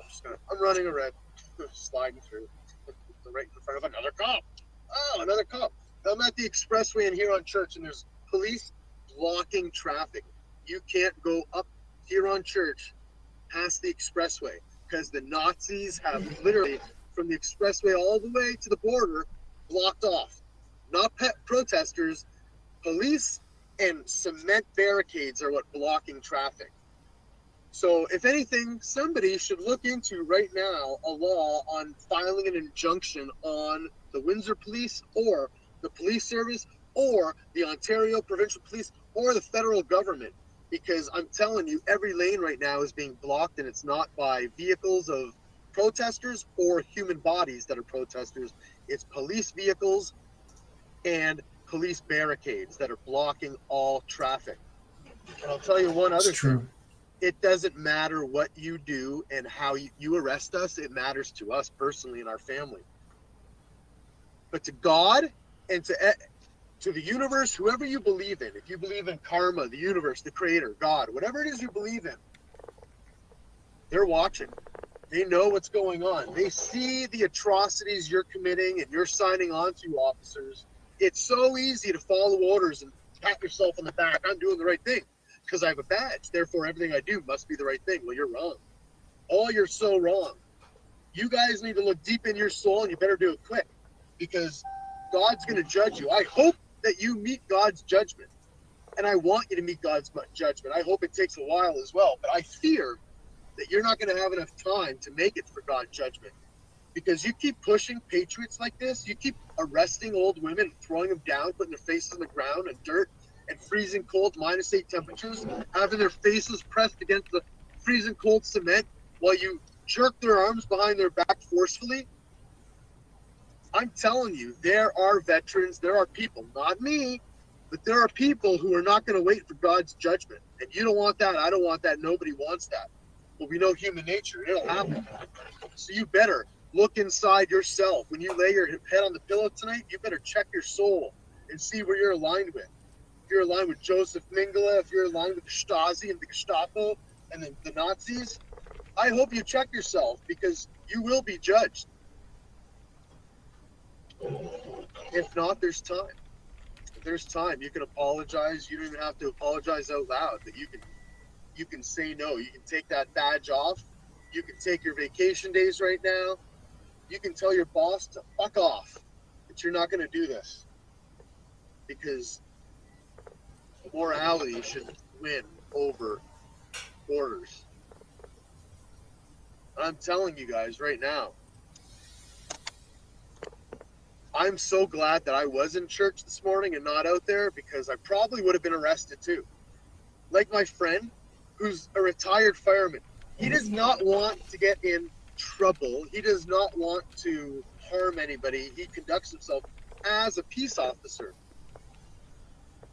But let me tell you something. If I see someone weak, someone who I deem as a weaker person than myself, like an elderly person, and I don't mean that in a derogatory way. If I see someone being harmed like that, then I'm going to help them. And of course, if it's the authority figures that are doing the harming, what do you think's going to happen? That's what happened to my friend. I'm going to take a few minutes to try and center myself and calm down and gather more information. I might have to head down to the police station. I don't know what's going to happen right now, but say a prayer for our friends, for the people who standing tall and standing proud, for all of us, because you're sitting right there watching, or you're at home on Facebook enjoying the warmth of your house, while there's other people who are out there protesting in the freezing cold or getting arrested for doing such, for your and my rights to be able to talk online, which we barely get to do because censorship.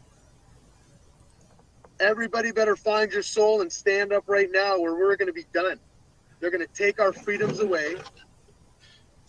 So quit waiting for somebody else. Quit waiting for your neighbor to step up and do something. That guy over there has got a stronger personality. That guy knows what to say. That guy or girl knows more than me. Trust me, you have it within you too. It's in your soul. We all have the ability to step up, stand proud. There isn't much more time to wait. I'm telling you guys, I'm going to try to hold it together right now, but I'm telling you, I know what it's like. My grandfather calmly told me stories growing up about the rules and the orders that were laid out slowly to diminish their property ownership until they had to leave the property, until they owned nothing. And they were moved into the ghettos of Warsaw, Poland. And they had nothing other than the community of other unclean Jews and other unclean people who helped the Jews in those ghettos. And they weren't allowed to have commerce in certain areas. They weren't allowed to drink out of certain fountains. They weren't allowed to go in certain stores. They had to wear badges to show that they were the Jews so people would know, don't come in here. We do the same thing but opposite. Show your QR code or wear your mask so we know you're allowed and welcome. People say this isn't the same. I'm telling you 100%. This is the exact same playbook as the fascist Nazi Germans. This is the Fourth Reich. We have already entered into the Fourth Reich. It's up to us to sign off and sign out of this. If we don't stand up now for our rights, then your children, doesn't matter if they're jabbed or not, your children will become slaves. They will become the enforcers of the system against you and I. It's just like 1984, the movie, A Brave New World, the movie. Watch it, please. Understand that they are programming your children. They programmed you. They programmed me. I was lucky enough to break out of that program and reprogram my brain, and you can do the same if you haven't already. But these children will never have the opportunity to understand that. They're erasing the truth. They're erasing and changing definitions. We need to stand tall and stand proud now. All of us. Find that courage. Because if you don't, we will be in the ghetto. And then we will be in the, what do they call them? I keep forgetting because it's such a stupid name. The shielding centers, according to the CDC, which is another term for a concentration camp. Just with fancier sheets instead of maybe a bale of hay to sleep on, or a metal box above another metal box above another metal box. You'll have a shipping container with a cot and maybe a TV that you'll get to have certain things on with a proper social credit score. But you say the wrong things, talk to the wrong people online, and no, you do not get to enjoy your Tiger King in your little box that you can't leave, which will ensure that you don't share those things that you're not supposed to share, so you can just watch the one thing because there's nothing else to do. That's the world they want you to live in. It's not the world that I'm going to live in, and I guarantee you it's not the world my daughter's going to live in. I won't be alive for that. I won't allow that. I don't know if I'm portraying myself properly, but I will never commit suicide. Never. And I don't want to die. But I will not live in a world. I will give the last drop of blood that I have in my body to preserve the freedoms that every one of us have enjoyed up until this time. March 23rd, 2019, 2020. We had freedoms until the first 2 weeks to flatten the curve. And the worst part about the first 2 weeks to flatten the curve are the first 2 years, going on 3. I am not going to live in that world. I am going to put 100% of my energy, besides helping to raise my child, which this whole thing has brought me away from at times in Ottawa, being away like so many of us. And it kills me to be away. I know my wife doesn't understand fully what we're doing or what I'm doing, what I'm trying to do.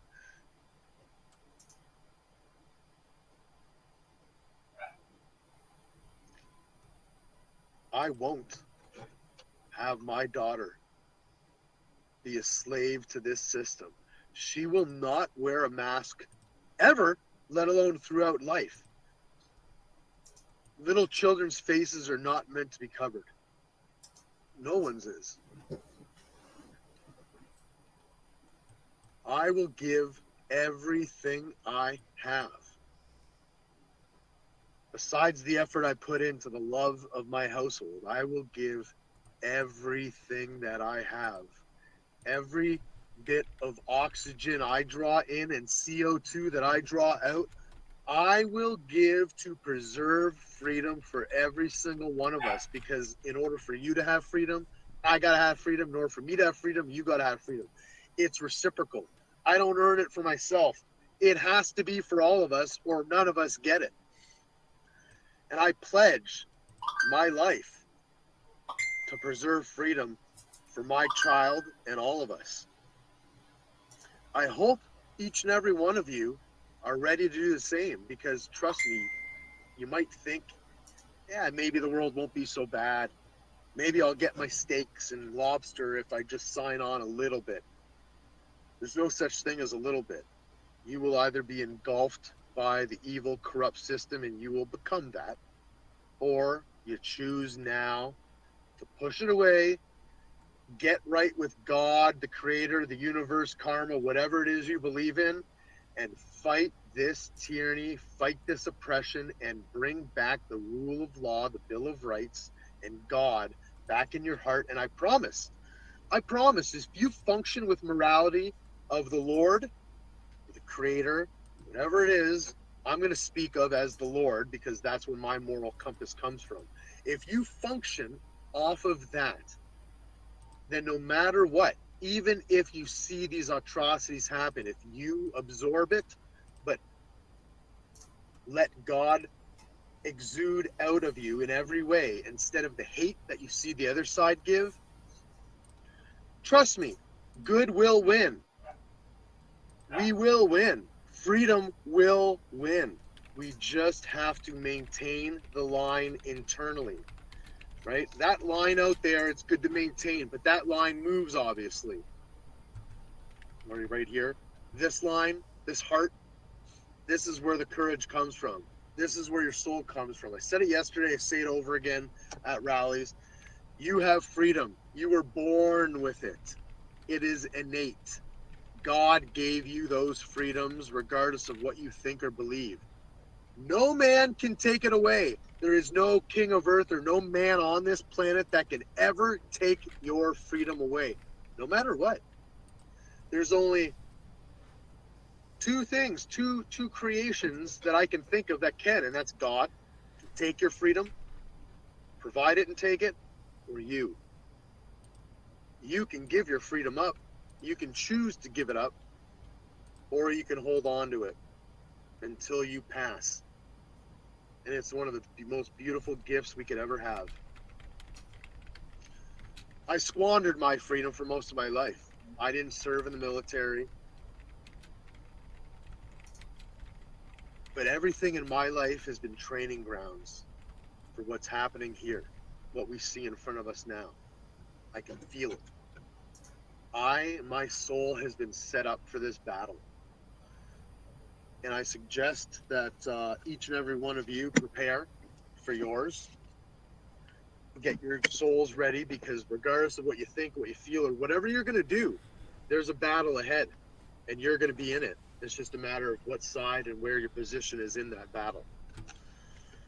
I don't know what God has in store for me, and I don't know what role I play going forward in this. But I say the same thing now as I said before. Whatever that role is for me, I am willing to do. I am not a leader and I am not a follower. I am both. I am everything in between. I will be where I am needed. And if I am needed to step up to do something and no one else can do it better, I will. If I am needed to help with something with someone that can do it much better, I will gladly help that person. But we need valiant, brave, courageous, morally compass-fueled souls. We don't need corruption. We don't need selfishness. We don't need people looking out for their own interests. What we need is love, peace, and the Bill of Rights, and unity. United non-compliance, as ridiculous as it might sound, or some people might not like Chris Scott, I don't know. But the words are true. United non-compliance against this tyranny. Okay, I'm sitting in my driveway now because I can't be out there any longer at this moment, because right at this moment, my heart has anger in it, and I recognize that, and I don't want to go to jail for no reason. That won't help with the cause. I'll just be sitting there with my friends right now. So what I need to do is calm myself, center myself, make some phone calls. I need to call some of the great legal minds that I've come across and met in Ottawa through Stand for Thee, and some of the people in the Freedom Convoy 2022 that I met. There are some good people, some good souls in there that I met, and ironically, most of them are women. Through this entire fight, some of the bravest people are women. We need men to step up as well, by the way. Let's go, men. I don't know what's going on. How much soy have you guys drank your entire life? Let's go. Be brave. Anyway, I'm going to do that. I'm going to center myself and make some phone calls, see how I can help, number one, my friends who are in jail right now or wherever the hell they are, and help get them out, comfort them, bring them something. I got to see what I can do because it's Sunday, and at the very best, they can't be released until tomorrow now on remittance, because that's how our court system works. And who knows if even tomorrow, because everything's going to be over Zoom, since you probably can't go in the courthouse. Everyone's afraid of this virus. Ooh, COVID-19 or Omicron or whatever it is they're calling it now. Rich, I'm going to come get you out. Ladies, all you people that got arrested, we will get you out. I'm also, James Green, Let's get that camera. Let's get people online. Let's get all these people that were arrested on video. Let's get their stories out. Let's let the world know what's happening right here in Windsor, how there's more jackboot thug authoritarian officers right here on our doorsteps than at Parliament Hill. This is where it's at right now, guys. Everybody worldwide in Canada, wherever you're at, Windsor, come to Windsor. Guys, I don't know how this Facebook thing works. Share this out. Tell people to focus in on Windsor. I only got 200 people looking right now. There's people out there that live stream that have thousands of watchers. Have them link up with them on their thing. I don't care if you link up on mine. Link up on theirs and get the message out. Whether it's what I say, what they're saying on the ground, but you let people know of the Nazism that's happening here right now, and that we won't stand for it. We want freedom. We want our children to be free. I don't want to sit here looking like a pussy, having tears in my eyes, but I'm tired of this. I'm tired of being so nice to these officers, and I'm going to stop. I don't want to say things that fire me up and get me angry.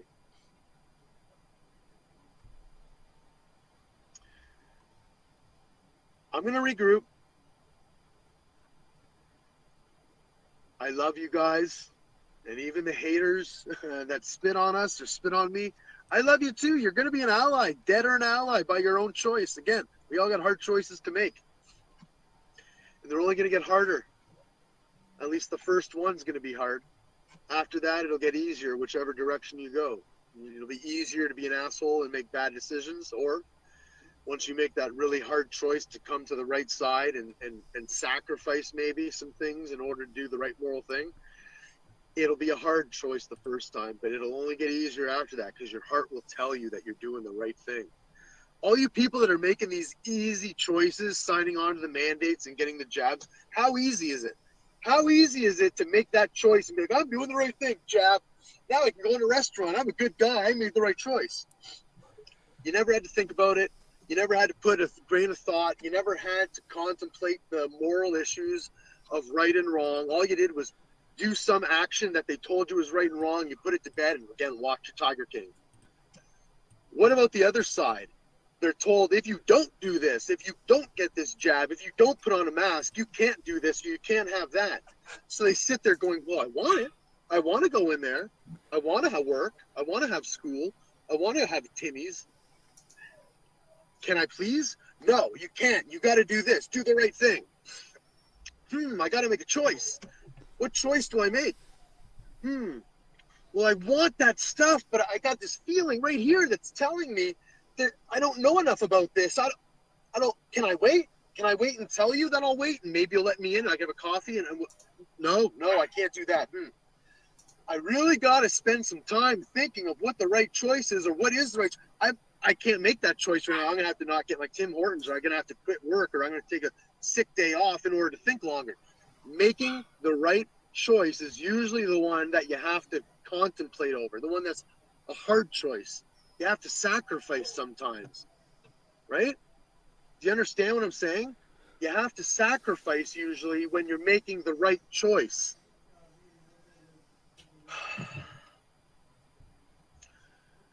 Why are people so lazy nowadays, so willing to sign on to the wrong thing just so they can have a taste,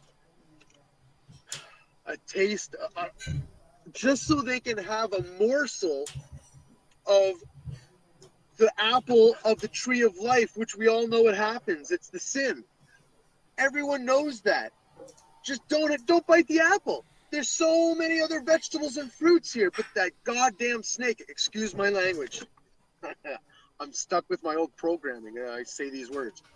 Excuse my language. We're stuck with these programs from childhood, and we look at the apples, we look at the fruit over there and the pears, and we see the cherry tree. Oh, those cherries are ripe, but that snake, it's saying, no, you want this apple. Look how juicy it is. Oh, it's ripe and ready. Just take a bite. It's okay. It's okay. Trust me. It's okay. And instead of lamenting over what we know and looking around us and going, well, I was told not to touch that, but I was told in a previous life that natural immunity is something. I was told not to touch this apple, but that snake's making a good point. He's telling me it is the right thing to do. Nobody else is arguing with him. Okay, I think I'll eat the apple and not all the other fruit and stuff that's provided for me. Well, I did the right thing. I ate the apple. The snake agrees. That's where we're at right now. It's not the right choice. That'll lead us into exile. If only we stopped and thought about what we're doing. If only we did some research. It's time to make a choice, people. Time to step up. Step up and stand proud. We all need to stand proud now, like our friend Rich, who's sitting in jail right now. I hope he's doing okay. All right. You've heard me rant enough right now. I love you. Again, I love everybody. I'll talk to you later. Quite a bit to unpack with that one. First off, Yeah. I have a morbid picture in my head, being locked in my own tiny little space, only allowed to watch CBC for all hours of the day. Could you imagine watching reruns of Little Mosque on the Prairie like all day? The Or Canadian just the Brainwashing Corporation. CBC News 24/7. And just like in A Clockwork Orange, and they put those things in your eyes to force you to keep your eyes open while they run that. I mean, I don't mean to make a joke out of it, but we're not really that far off, right? No, we're not. And everything he just said really resonates. It really does. And that is coming at the Ambassador Bridge while police were arresting people and slapping the cuffs on people, taking them away for standing on the sidewalk. Now, he also made some other key points in there where he talks about it's always the hardest decisions that you have to contemplate over. And we've all been there. In the past 2 years, we have been there. We've all had our decisions laid out before us. What are we going to do? What is the right thing to do? And I still ask myself that every day. What is the right thing to do going forward? Everyone's asked themselves that question. Do you do what they tell you to do, or do you follow a different path? Is it what you want, or are you just doing it because you're being forced to?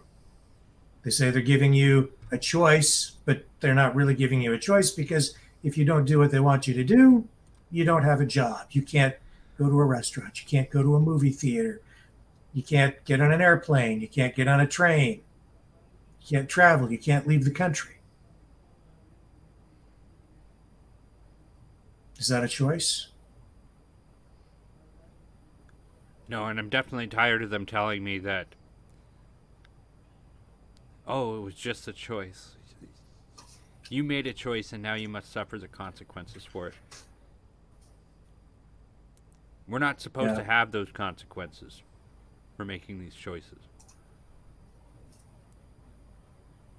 You know what? I don't know how we'll ever be able to...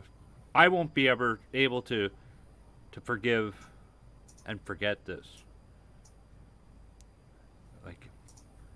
Like I was distrusting of government before, but this is a whole nother level. Yeah. No question. Some interesting consequences coming out of the OPP blockading the Ambassador Bridge in Windsor. Mm-hmm. The Blue Water Bridge leading into Port Huron, Michigan from Sarnia, Ontario is experiencing an over an hour delay. They have transports and vehicles backed up over 10 kilometers. Yeah, this footage here, just shot, not very long footage, but this shows you what's going on. Still a handful of protesters down at the Ambassador Bridge tonight. And here on Church Road, still closed. Oh, some of them went home. Yeah, well, a lot of them got arrested. Yeah, no, the cops, some of them went home. Oh, yeah, well, police still down there.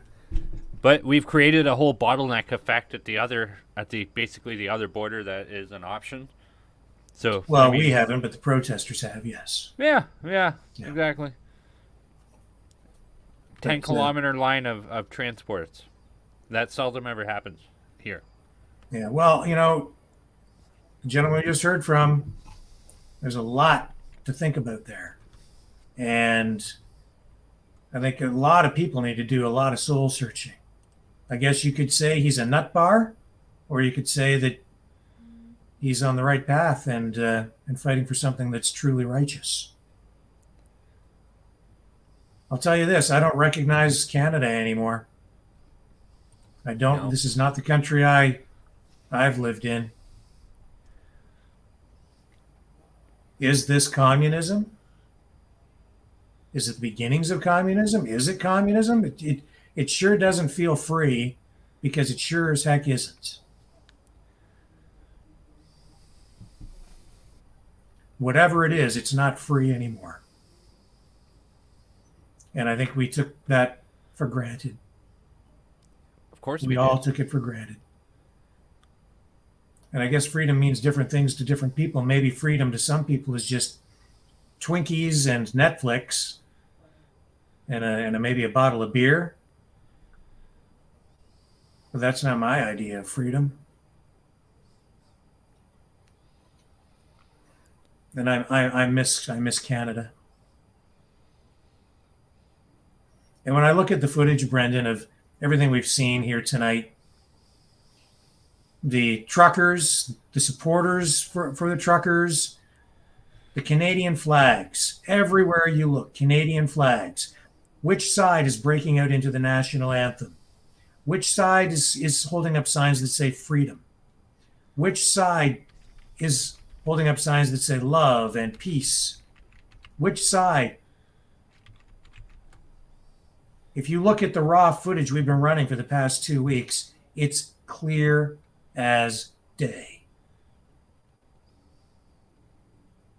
Which side attacks 13-year-old girls? Which side steals Canadian flags and drags them on the ground? Which side carries communist flags in their counter-protests? Which side do you want to be on? Well, I know what side I want to be on. I know what side I'm on.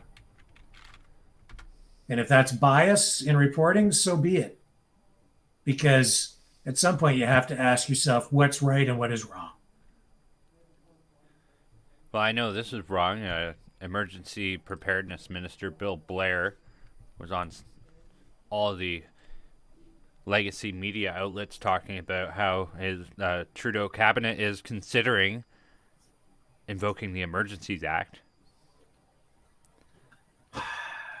And we know how that goes. Oh my God.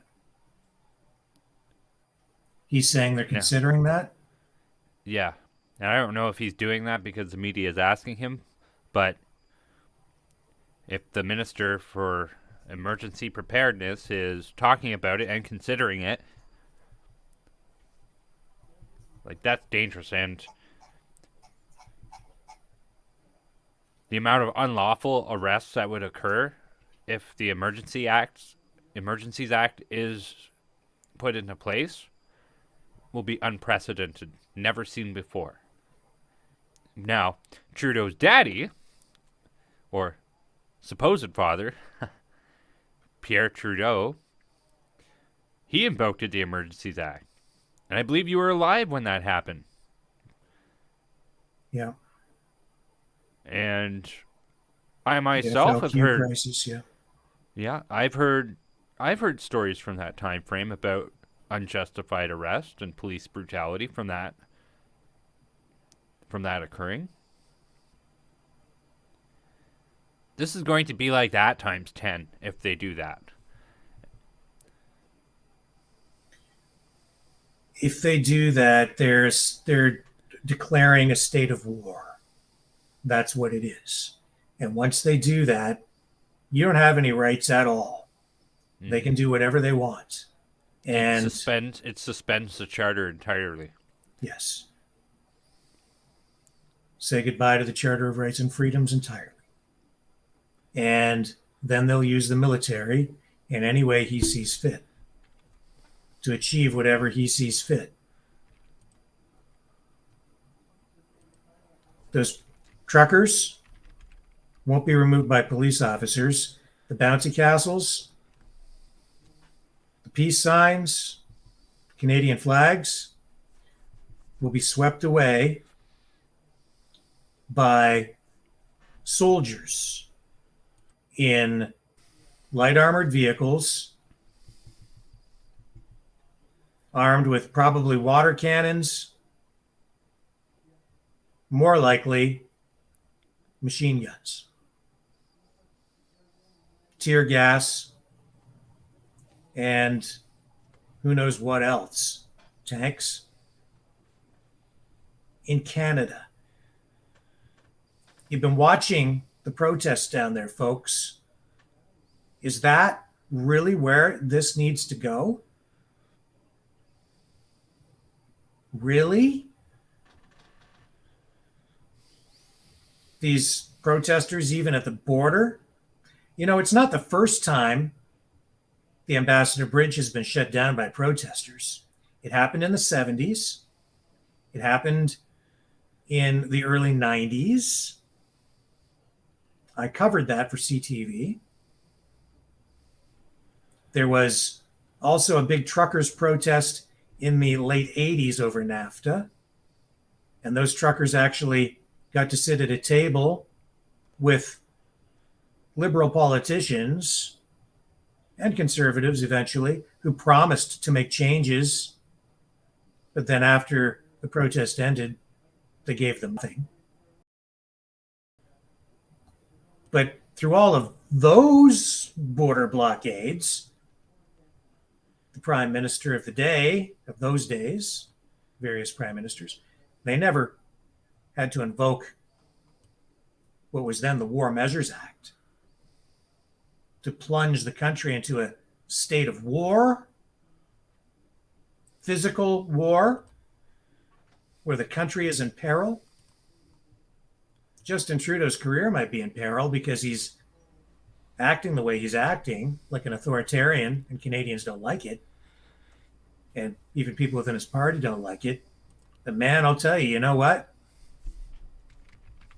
Even talking about it shows that he's feeling vulnerable. He's afraid. They are afraid. The truckers, the protesters, they're over the target. And Justin Trudeau is petrified. And speaking of Justin Trudeau, so I did come across a National Post article today. So it did declare that the last time they'd seen poll numbers as bad as Justin Trudeau's were back in when Brian Mulroney was Prime Minister. And as you know, he's had to step down as Prime Minister, which led the way to the second worst Prime Minister of Canada ever being in office, Kim Campbell. Now, number one Prime Minister, number one worst Prime Minister in Canadian history is Justin Trudeau. So I think you're being a little hard on Kim. She wasn't Prime Minister long enough to do any serious damage, not like Justin or some other Prime Ministers. But, you know, everybody's got an opinion. I am going by the history books here, and all the history books say Kim Campbell was the worst Prime Minister. All the history Canada books are ever left-wing rags these days. I was alive when Kim Campbell was the Prime Minister. She's just a footnote you didn't in vote history, for her. dude. She's just a footnote in history. But anyway, that's another story. He's going to The be a point is- footnote in history too. Yes, well, Justin Trudeau won't be a footnote in history. He'll he'll figure prominently, but I don't think it will be for the right reasons. Are you as afraid of all of this talk as I am? I'm mortified. I've been mortified since all of this happened. Since the day they put mandates into effect. And the provincial government said, well, we can't mandate everybody, but employers, you should definitely look at mandating your employees for the coronavirus vaccine. This whole 2 years has been a nightmare roller coaster. And just when you think it's done, like, remember a couple of months ago we had the roadmap to reopening and how it was useless?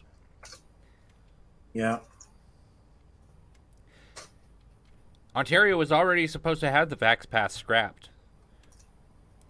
It just goes to further show you can't trust anything that they're saying. And you called it because you said, wait for the seasonal uptick. The seasonal uptick will happen and all that'll get thrown in the garbage. You called it like a few months back. Yeah, I wish I was wrong. Oh, I wish you were wrong too. But neither here nor there. We're screwed.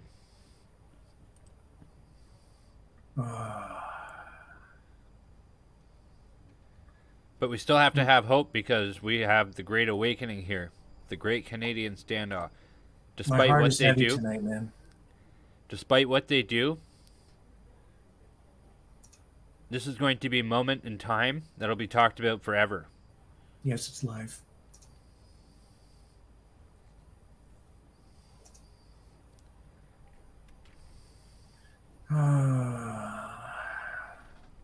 Well, I sent a note off to Carla. I hope she's able to join us. She has been down there working on the streets of the capital. And she should be joining us shortly, I hope. Apparently, YouTube's been playing some games with our feeds tonight. So I sent her an alternative link so she can get into the studio.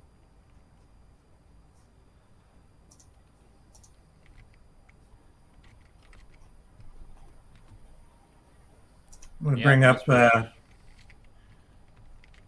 little more footage here. Shots of arrests being made. Actually, I don't know if we've seen this footage yet or not. But I'll bring it back up.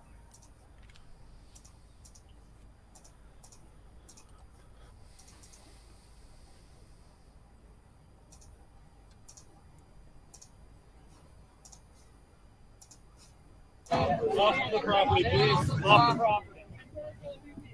So again, this was earlier today at the Windsor-Detroit border.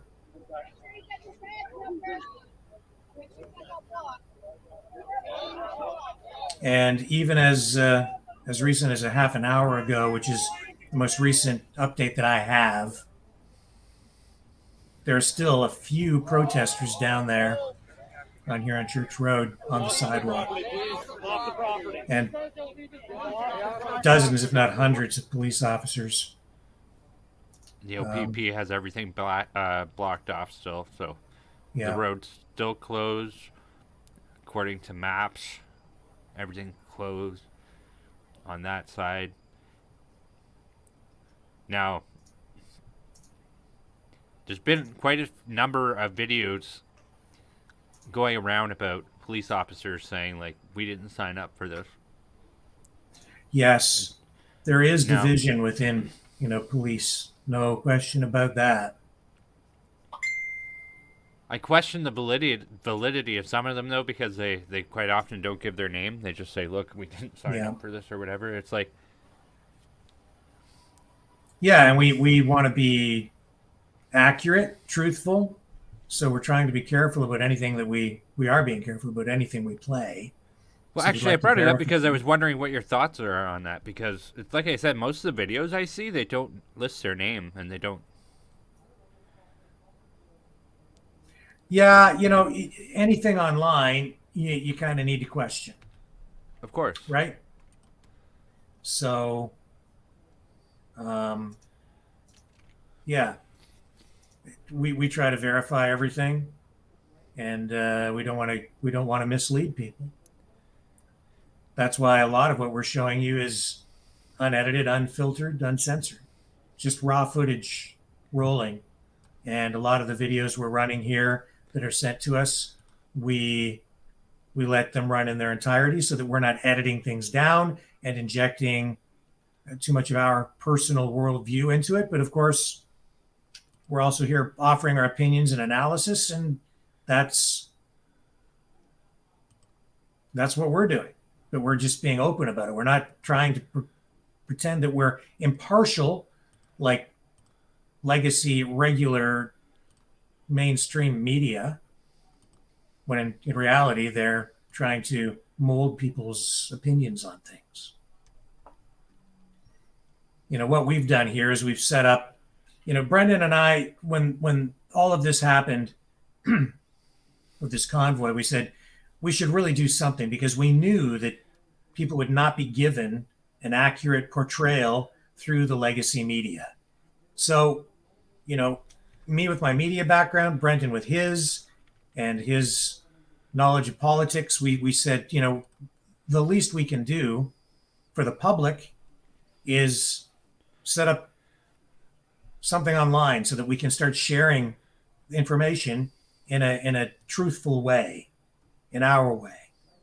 And so I resurrected my news channel, which, I had sort of stopped using because I've been off doing other kinds of journalism. But resurrected that, and here we are. And Carla has been up in Ottawa doing a great job of covering everything on Parliament Hill from the beginning. And, she's incurring expenses up there too. And this channel so far has not been monetized in any way. We to this point hadn't asked anyone for anything.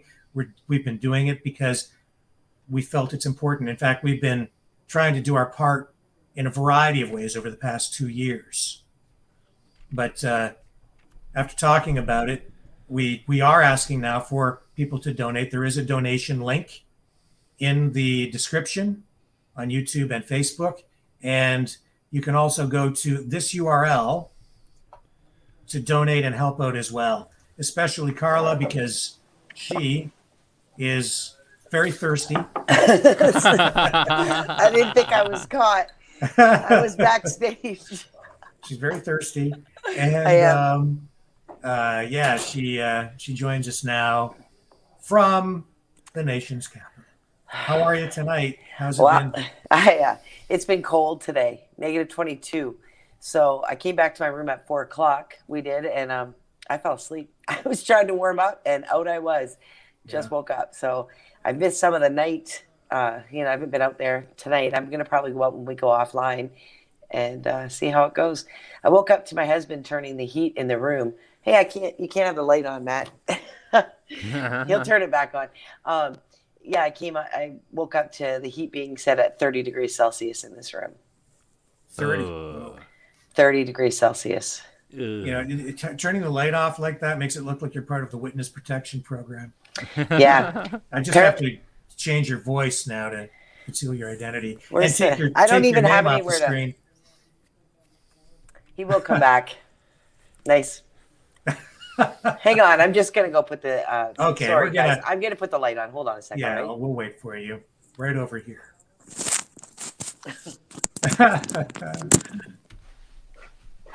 One moment, folks, while Carla gets get yourself situated there.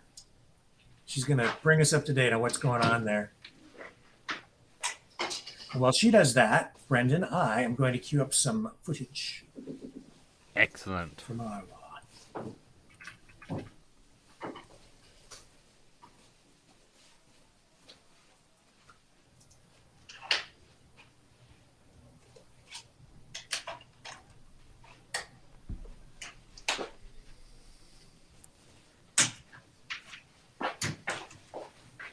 Yeah, I've got some fresh stuff. I don't know if this is live or not, though. Hang on, let me see if I can get you a live feed. See what we have on the ground there.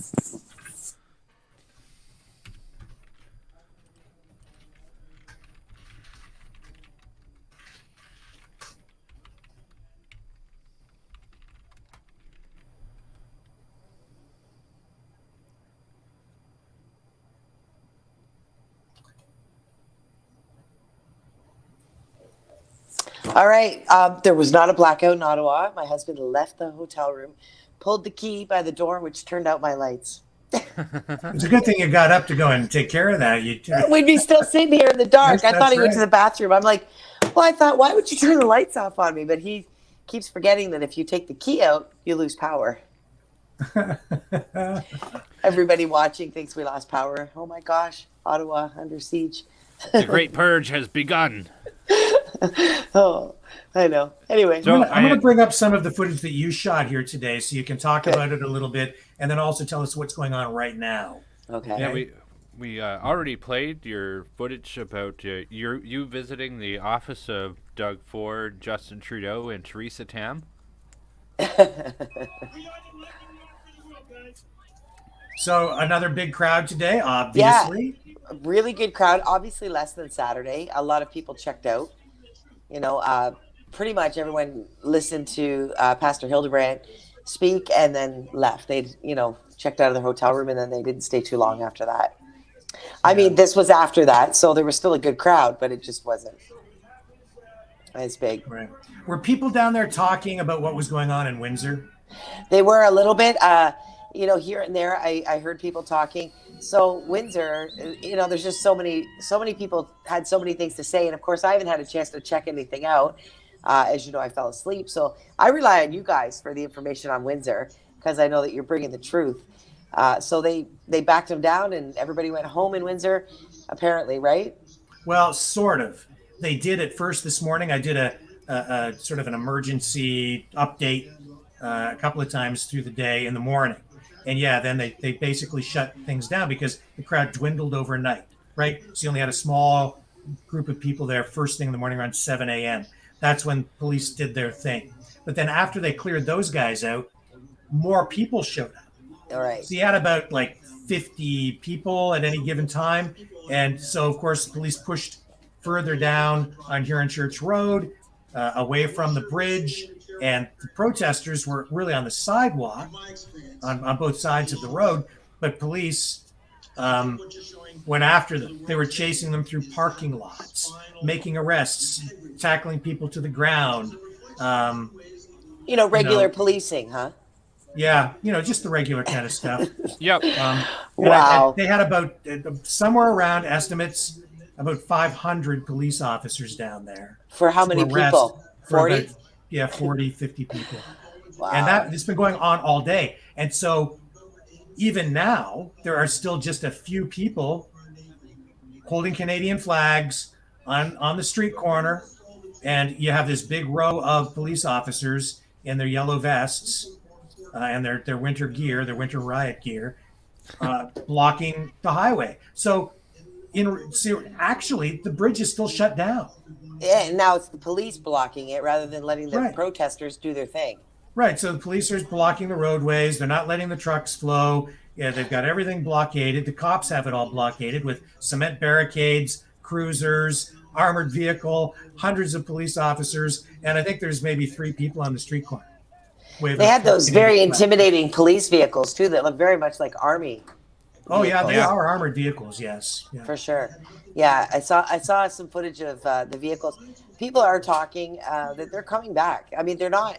This isn't it for Windsor. Right. I did speak with some people.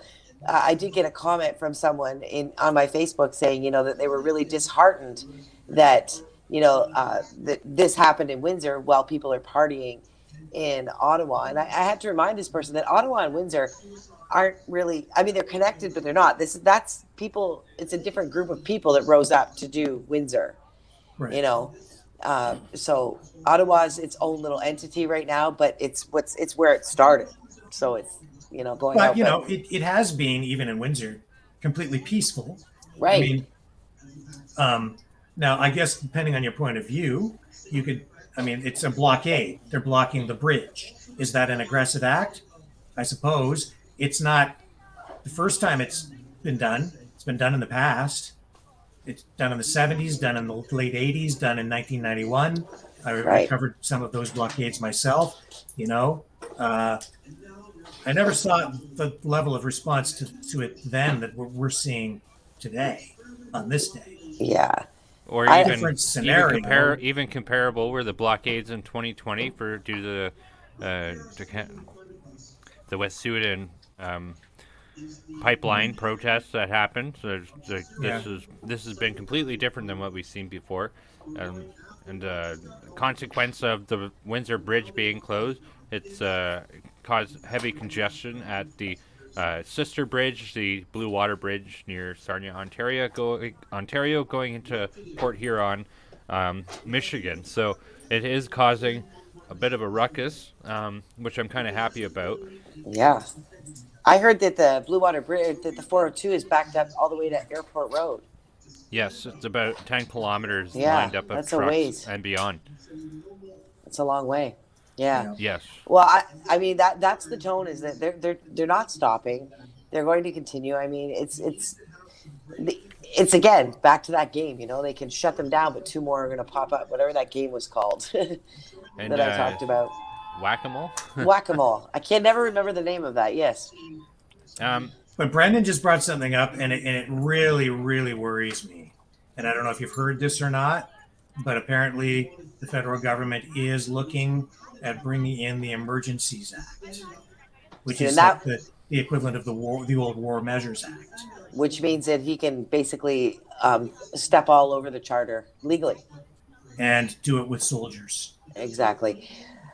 That was always a concern that I had when we started with Ottawa. I thought that, I thought this is either going to be really good or it's going to push him to do what he already wanted to do, which was bring in the Emergency Order Act. Yeah, and the fact that they're even talking about it shows how desperate he is and how weak. He's been weakened so much, and I guess he feels like he needs to show everybody that he's a big man, right? He's got to whip out the guns now to show everybody what a big man he is. Like, come on, people. It's funny. I was just not even 15 minutes ago talking to Big Law, and he said, if Justin Trudeau is such a dictator, why is he not doing anything, though? He said, that concerns me. And there we go. So it's what he's doing in the background, right? Of course, we discussed the whole scenario of how he's lost the control of the people. And then we talked about the globalists and things like that. But I mean, that wouldn't be a surprising move, I think, bringing in the Emergency Act. Let's go down that rabbit hole here. What is required for our government to invoke the Emergencies Act on a federal level? Well, normally there would be some sort of debate in Parliament, I think, with regard to that. And I'm not a constitutional expert, so don't hold me to that. You might want to look it up, Brendan, and see if we can get the facts on it. Yeah, you guys get talking, and I'll bring it up, okay? I'll tell you, man, with the way things have been going, I wouldn't be surprised if Justin just writes something on a piece of paper and on a napkin and says, "Here, deliver this to the media and tell all the generals to, right? Yeah, it's to get ready because tomorrow we roll. Well, we roll on Ottawa." This is where it gets a little bit scary. Just his lack of communication. We're all left wondering, what is he doing in the background? What is he thinking? Well, you can see the rhetoric has been building up to this because of the language, the words that they're using. It's carefully chosen, and I've been monitoring it. As a journalist, I think about it a lot. I'm alerted to it. And so, from the beginning, what was it, about a week or two ago, they floated, the use of the military. And Justin, of course, says, "Oh, we're a long way from using the military." When they're doing that, they're gauging public response. Then they do polling to see what the public thinks. Is it acceptable to enough people? Where are people's thoughts on that, right? And then they escalate. And then we saw Doug Ford use language like, Ottawa is under siege. They, these truckers are holding an entire city hostage. A million people are being held hostage by the truckers. It's that language that it just, if you're a stupid person and you just sit in front of the TV and just bombard yourself with, the CBC information radiation that cooks your brain, you start to believe that crap. Oh, yeah. There's so many that still do. Yeah. And then it's like, we got to do something because the city's under siege. Like, you're looking at the siege of Ottawa here, okay? What is it they're selling in the barrels? I don't know. Uh, I don't know. They got boots drying on the wall. yeah, these guys are just sitting there like an old family camping, like an old family winter camp. Boots Yeah. drying on the fire, socializing, drinking hot chocolate. So they want to bring in the military, I guess, to say, hey, give up your brewskis, boys. And that's been the number one thing. Yeah, sure, there's been some people drinking. There have been the odd drunk person, but I mean, come on, we're Canadians, right? But this has not been. I can guarantee you, there have been a lot more drunk people on a regular Canada Day than there have been in this festival. And I call it a festival because look at it. This talk of use of the Emergencies Act scaring the living daylights out of me. Yeah, that was something that I really was concerned about when this thing started. And then I saw, it's been, we're on the third weekend and still nothing. And I'm like, maybe I was wrong. But hearing that coming back up again, yeah, it's frightening. It really is. And bring again, still seeing all these families. It's still pretty wholesome protesting. And I don't know if you guys looked at the clip where there was a retired police officer who was, I believe he was, I can't remember if it was Kitchener, what town he was from, but he was a police officer, but he was also a Mountie. And he came in his full Mountie uniform and talked about the oath that they took in the Constitution. And it was quite moving, his speech that he gave. And he was talking about he's been to protests, he's been to things like this, and nothing has ever been this peaceful. It's shocking to him. I've been to gazillions of protests as a reporter. As a person, it's not something I ever wanted to do. I have been to some protests in the past 2 years. No question about that, because I could see how important all this stuff was. But, I wasn't a protester. I had really no interest in protesting anything. Me either. But in all the protests I covered over the years, I've never seen anything like this. Nothing with this kind of positive vibe to it, ever. Yeah, it's almost indescribable. It's finding the words to describe what this is. I mean, even to use the word protest is challenging, right? When you look at what's actually happening. Yeah. Yeah. And the narrative that they're using is so far removed from reality. I can't believe that the media is still reporting it as they're dishing it out and lying about it. I can't believe that there's such a stark contrast between all of that. You know what I'm saying? Like, how can these? It's just right in front of people, and yet they're painting this completely false narrative, and some people are buying it. And buying into it in a big way. Yeah. So much so that we're hearing that. Hold up. I got the answer. Okay. So the Prime Minister would have to get together with his cabinet to discuss what the emergency is and would have to outline it to fit the Emergencies Act. After they have specifics formulated, they would have to present it to Parliament. And then it would have to be voted on. And so we've got something going on with Parliament tomorrow. The Conservatives are entering they're going to meet at, I think, 3:00. I'm kind of hoping that they put it on the big screen that we have on that stage and live feed it for it, on a live feed for us. Yes, I know what's going on in Parliament tomorrow. So they are doing a federal vote on knocking down the federal restrictions. But not the provincial. Well, they No. probably won't even touch that, but yeah, so what I don't even think they would be able to vote on that. No, I don't think they can. But what they will vote on is removing federal restrictions, such as all the BS we've heard about. Oh, if you think you can get on a plane or a train and sit next to somebody who's unvaccinated, well, that's just unsafe and blah, blah, blah. So what they'll do is they will probably vote to remove all that. looks like the Conservative Party of Canada is going to align themselves with the Bloc de Québécois to vote against the Liberal Party. Good. What that looks like, I am not sure. I could probably figure out really quickly, though, what that will look like. Yeah. Man, oh man, oh man, oh man, oh man, oh man. It's just, wow. History in the making, but I am so stressed. Well, I think every day that it goes on, I mean, I never believed it would go on this far, go on this long. I just didn't. But there's so much at stake. Everything is at stake. This is for all the marbles, right? Right. So these people are dug in because they know.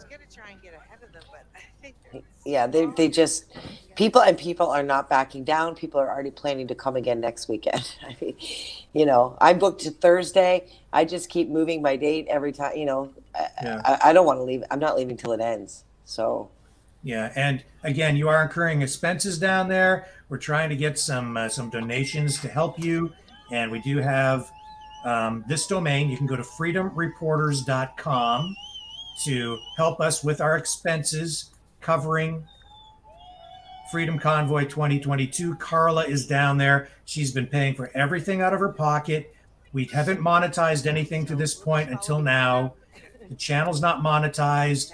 We just resurrected a news channel that I had set up some years ago to kind of get the word out so that there was an alternative to the legacy media and to help make sure that the truth has come out. And as you've seen, tons of misinformation, lies from the mainstream so-called media. And Carla's been doing an incredible job shooting footage, just raw footage, doing interviews on the scene, doing recaps with us every single night, keeping tabs on things down there, giving us a true perspective of everything, right? And without that, and some other independent journalists out there, you wouldn't be seeing these people hugging right now. Instead, you'd be hearing about how these are all a bunch of white nationalist, white supremacist, racist, misogynistic, anti-vaxxers who want to overthrow the government in a January 6th style insurrection. Like, it's just a load of crap, a gigantic load of crap. Yeah, I was just speaking with a man from Montreal, and he said that in Quebec, their media is painting the picture that what's here are a bunch of people armed with guns. That's how far off Quebec is. That's right. I was reading comments from the U.S. side on a U.S. television channel, YouTube channel. People were commenting on the border blockade, and it was like everything was kind of twisted and flipped upside down and weird because they were like aligning the truckers with Antifa because they were being told they're like violent. And yeah, so it was just all weird. That the way that you could tell the perception in their minds was just way off, and they didn't even have the political alignments correct. It was just bizarre because it's not accurate, the stuff that they're portraying, because I've noticed in the US media, they're trying to be more balanced on some of the channels, but because they're allowing like the other narrative to come in, which is complete fabrication in most cases, it's like it's just twisting people's minds down there. They don't know what side is up. And it's the same thing here. It's just, I think there's more of a division here. You're either aware of what is over here, or you think that it's what they're telling you over there. Right. Up down there, they're just all mixed up because they haven't been watching closely enough, and then the mix of information is weird. Well, and it's very new to them, and they are really, I mean, Fox News is covering it. My friends in the States tell me that that's all they're talking about in Michigan. Yeah. You know, they're talking about Ottawa. They're talking about, obviously, the Ambassador Bridge, right? But yeah. So I just did a tally of the numbers, and it doesn't really look good. Mm-hmm. So the Conservative Party, which holds 119 seats in our Parliamentary House of Commons, and the Bloc Québécois, which holds 32 seats in the House of Commons, But so even with our combined numbers, the Conservative Party and the Bloc Party, it looks like they have a total of 151. You bet NDP is going to probably back up the Liberal Party, and we will see their two parties total in numbers 184. So they still can strong arm it. There's 2 Green seats and 1 independent seat in there. Whatever the hell that means. So when they vote to remove federal mandates tomorrow, unless there's some kind of miracle that takes place, it's not looking good. No, the Liberals and the NDP are the same. They're totally aligned, right? We know that. Typically, yes. Traditionally, yes, even. And in this, I mean, listen to Jagmeet Singh speak, and Yeah. he's almost more frightening than Justin Trudeau in some ways. Well, he is right on one thing though, that they should be looking at. He did talk a little bit about living with COVID. So if there is going to be something like that, I don't know. I don't think so. I think they'll probably vote down anything the Conservatives do just for the sake of being the other voice. But it looks like mob mentality will play out here. Now, if there is interfighting with the inside of the Liberal Party, and that any of these politicians have a heart or a mind, they may not be able to, in good conscience, vote against the Conservative motion to end the restrictions. So they may go forward and do it anyway. Or they may go against the Liberal Party, I mean to say, which if they do that, could be where the miracle lies. But the Conservative Party and the Bloc Party joining forces are not enough. Well, there's another development, and I haven't seen the story yet, but I'm getting word that there is a story out about a truck being stolen with 3,500 guns. Now, without even seeing that story, but being the media guy that I am, wouldn't that be the perfect false flag to justify the implementation of the Emergencies Act? Oh, yeah. What a coincidence. That is a coincidence. Where was this truck stolen from, supposedly? I don't know. Brendan, maybe would you mind doing a quick search to see if you can find a story on that? I got it. I'm going to check a couple sources and I'll be right with you. Yeah. Something interesting happened yesterday that I did not get footage of, and I only got knowledge of today. The Tomb of the Unknown Soldier, as many of you would have seen in my footage, the city or the police had erected like a fence around it so the people couldn't get close. Remember, there were veterans yesterday, and I interviewed quite a few veterans. Those veterans, I think, came with a purpose, because later in the afternoon, they surrounded the Tomb of the Unknown Soldier and removed the fence. Yes, we showed the footage of that yesterday. Did you? That's amazing. I missed it. I totally did.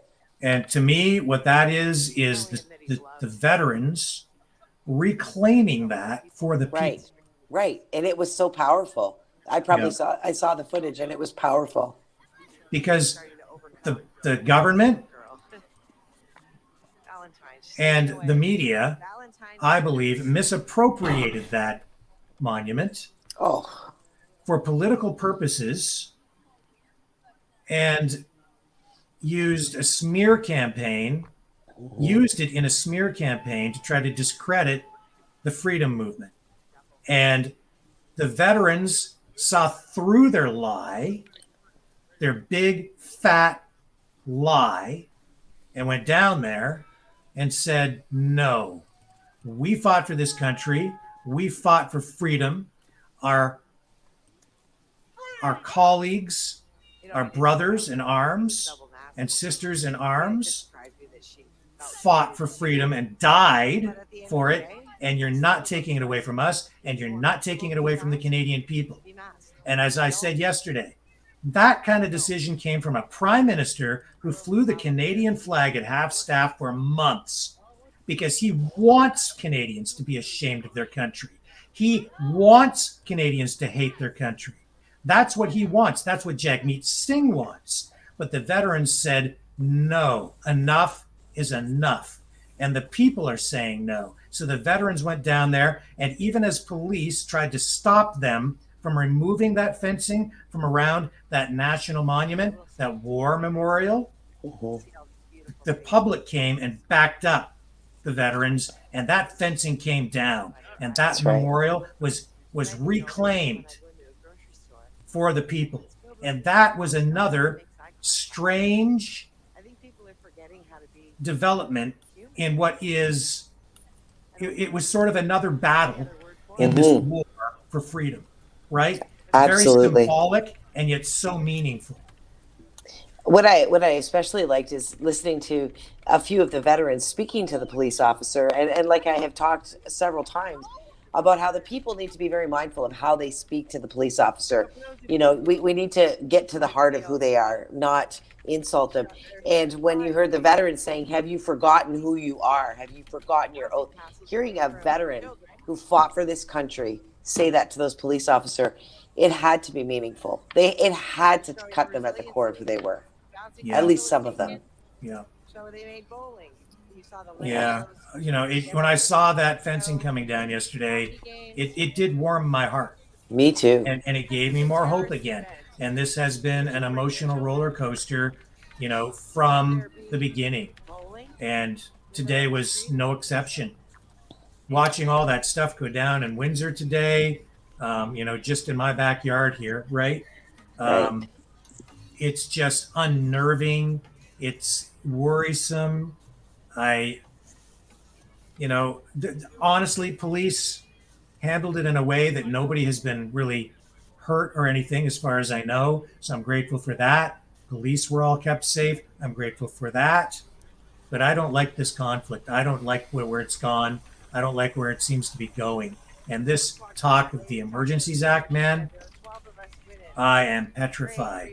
Yeah, me too. This story that Brendan is getting some more details on about this truck being stolen with the guns, this just smacks of, I just smell a rat. Absolutely. It just might be the very thing that he needs to justify, you know, doing his thing. Yeah. I mean, who knows what the truth is, right? With something like that. And that's the problem with it, because you just don't even know if it's true. So, and they lie about everything anyway. So he'll stand up in Parliament and say, there could be 3,500 guns on the streets. Right. Held by a bunch of racist, misogynistic, redneck hicks playing banjos as they you know, like, we got to do something about this. It's time to bring in the Emergencies Act. Exactly. Yeah, it's time. That's what he's going to be saying as soon as, I mean, that's his perfect shoe-in. I don't know. Oh, And yeah. This week We've I'm a seen little... the hate down there. We've seen the flags of hate. We've seen this. We've seen the disrespect to the monument, the desecration. They blah, blah, blah, blah, blah, blah, blah. So it's time to crush them. Get the tanks out. Whip out the guns, boys. I looked for the counter protesters today. Trying to find out where they were located. There had been some footage that was put out. But the people that I knew who had been there, I tried to connect with them so that I could go and see them. There were quite a few. There were several hundred of them. They were not downtown. They were at a different location. And in the footage that I saw like very few. Maybe I could probably count on both hands how many Canadian flags were in this crowd of a couple of hundred.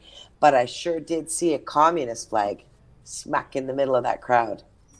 Yes, I also saw some of that footage. I've been trying to find it to share with everybody here, and I took note of the exact same thing. I saw only one, maybe two Canadian flags, if memory serves. That was it. They were flying some other yellow and black flags. I don't know what they were. And yeah, I saw a communist flag. And honestly, Carla, that scares me. No, that they would fly a communist flag, that tells me they want it. Yes. Of course. That they're aligned with it. That they think it would be good for them. Yes. Yes. I think that's where the division has gotten. That's the point we're at now, because I think those who were going to wake up have woken up through this and have actually come to Ottawa and seen what's happening. And I think that the ones that are choosing to stay on that side of theory of thinking, I think they actually welcome communism. I think we're at that place. Yes, I don't doubt. I'm sure of it. And isn't it interesting that if you really look at what we're dealing with right now, I do have some footage here that I can queue up for you. It's like they like those rules. They like that tight knit. Have to wear a mask. Have to socially distance. Can be locked down. Before we do that, so I this is being talked about on all the media outlets, but I just went to Peterborough Police, and I took their media statement. So we'll just read that because it'll be the most non-biased thing. Peterborough Police are investigating the theft of firearms overnight. At approximately 7:30 a.m. on February 13th, 2022, officers were called to a trucking company on Park Hill Road East after reports of a truck carrying more than 2,000 firearms and clips was stolen from the yard. Through investigation, it was determined that the incident happened around 3 a.m. Officers attended the scene and canvassed the area. It's believed there is no ammunition on the truck. While it is early in the investigation, it is believed this is an isolated incident. Other law enforcement agencies across the province have been notified. Anyone has information, please contact Detective Constable Mike Penny at Peterborough Police. Blah, blah, blah. So thank you for finding that, because, like that, it's important to have accurate information, right? Yes. Yeah. And so hopefully that's accurate. And I would think police are trying to be truthful. The media is, so I looked at about 3 or 4 mainstream articles, and they are all hinting at there's a dispatch call that is a recording on the internet. I cannot find that anywhere. I've searched probably a number of places. Nothing came out. However, this is very vague, and I don't like how they're connecting it with trucks. They're saying like it's trucker oriented. Like it was taken from like a shipping yard. Was it taken in Peterborough? Yeah. Conveniently fairly close to Ottawa. Is it? Yeah, it's not far. I mean, I drove through Peterborough to get here. Yeah. And a couple hours. I just don't put anything past the government, right? No. So I just don't know. We'll see if Justin connects the dots and uses this as something to justify the implementation of the Emergencies Act, which is, folks, really the War Measures Act, just renamed, because that's what our governments do today. They twist words, they use titles that mislead. Peacekeepers are soldiers. The Emergencies Act is really the War Measures Act. They've just been renaming things over the years so that they give it the opposite name so that you think it's something more positive than it really is. So that's where we're at. So we'll see what happens with this. But I'm glad you found that, because I was hearing 3,500 from the information being given to me, but they're saying 2,000. Yep. And now we have a location and, the real details, right? Without getting it filtered through the media either. So that's the media release from Peterborough Police Service. So any other thoughts on that, Carla? I don't have any thoughts. Like I said, I feel like I've come full circle. It was something I thought of before before this even started. And now, obviously, moving into the next week with a little more apprehension, wondering what's next. Right. Here's this counter protest that we were talking about. I don't want to dwell too much on the gun thing. Yeah, we can't really speculate anything. Those were the plain facts from the Peterborough Police Department. And yeah. But we'll just leave that where that is for now. Yeah. More to come. See what happens. More to come. Something to follow up on later. So this was the counter protest in Ottawa today, and there is a stark contrast between this and what you're seeing on the freedom side, right? There's no children. This is more of a regular looking protest, to be honest. Yeah. There are no children. Yeah. Somebody was talking to me about it, and I can't remember exactly what the question was, but I said, you know, I guarantee you this is not like the protest downtown insofar as this is. Hold up. Can you back it up one sec? Yeah. This is slowly not as organic. I guarantee you this is them. There's that flag in the middle of the crowd. Does that say CUPE? CUPE? No, I don't think so, Brendan. CUPE, you mean? The union? Yeah. I think it does.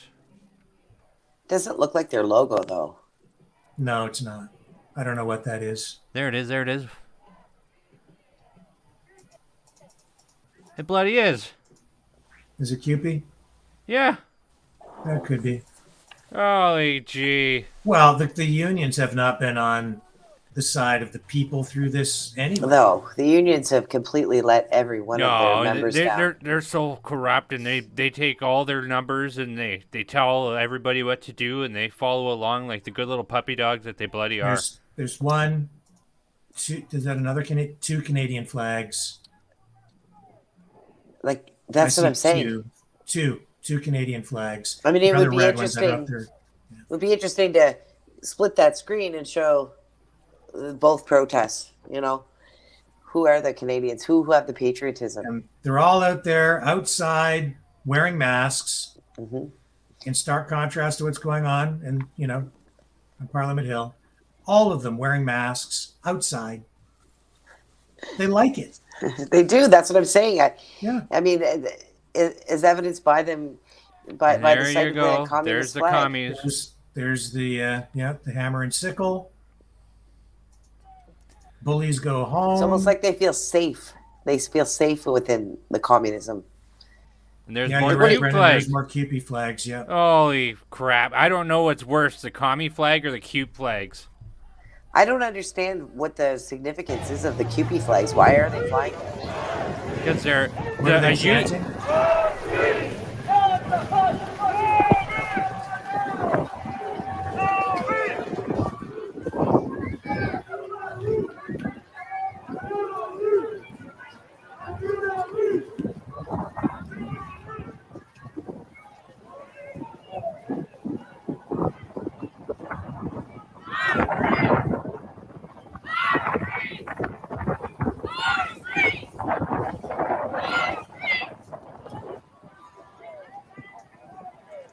Isn't the tone just completely polar opposite? Oh, yeah. It's like, get the hell out, leave our city, if it's even their city. It's more aggression. I can sense a tone of aggression. I mean, okay, they're not acting in an aggressive way. I understand that, but they're angry as heck. You can see the anger for sure on those people. Yes, they scare me. Me too. Maybe it's best that I didn't find them. Yeah, they really do. They really do, man. They scare me. And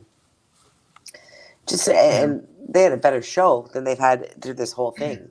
Yeah. More people, and what did you think? There were 200-300 people in that group. Might have been more. I don't know. It's hard to count, right? I know. Well, like the media said, there were 4,000 people on Wellington Street on Saturday. 4,000. Yeah. Counter protesters? No, protesters. Protesters. Yeah. Only 4,000. Just 4,000. Oh. There's no way it was just 4,000. That's just the media. Yeah. I would love to. I asked one of the parliamentary security officers, and he said that they hadn't made their count. Apparently, they fly the drone, and then they, he said we can never be accurate. He said, but we come up with a pretty close count. He said we don't even have it done yet. There were so many. Yeah. So, and there were quite a few today. I mean, obviously less because people went home. So we're moving into that Monday where, tomorrow's Monday. So it'll be very much like I'm assuming it's going to be very much like the footage that I shot through Monday through Thursday, and it'll begin to ramp up again for the weekend, just like it is, because people are coming back. People are talking about coming back, and then more are coming. There's still lots of people yesterday. I noticed there were a lot of people who hadn't been here before, which I thought was really, really interesting. And what about, fuel for the trucks and firewood and getting food to the people and everything? And that all seems to be doing well. I mean, there's no shortage of fuel that they're talking about. There's definitely no shortage of food supplies. Still lots of jerry cans. And in fact, I've seen more people. They've been a little more open about bringing the fuel to the trucks. They were kind of trying to have these decoys out with people carrying the jerry can was the plan.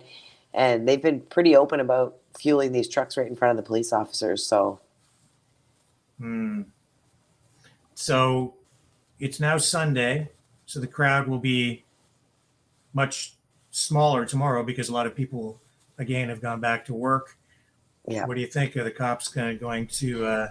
Well, that's ramp always the things up threat, again? right? That's always the thought. I expected it, but I don't understand why they didn't do it last week. They had the whole week. Yeah. They've been talking about this since last Sunday. So here we are 7 days later and still nothing. Well, Unless the that's- focus was that's- more on the Windsor Bridge, on the Ambassador Bridge, or... Well, that's the miracle about all of this, is that it's lasted way more than anybody ever could have anticipated. Oh, I never expected it to last this long.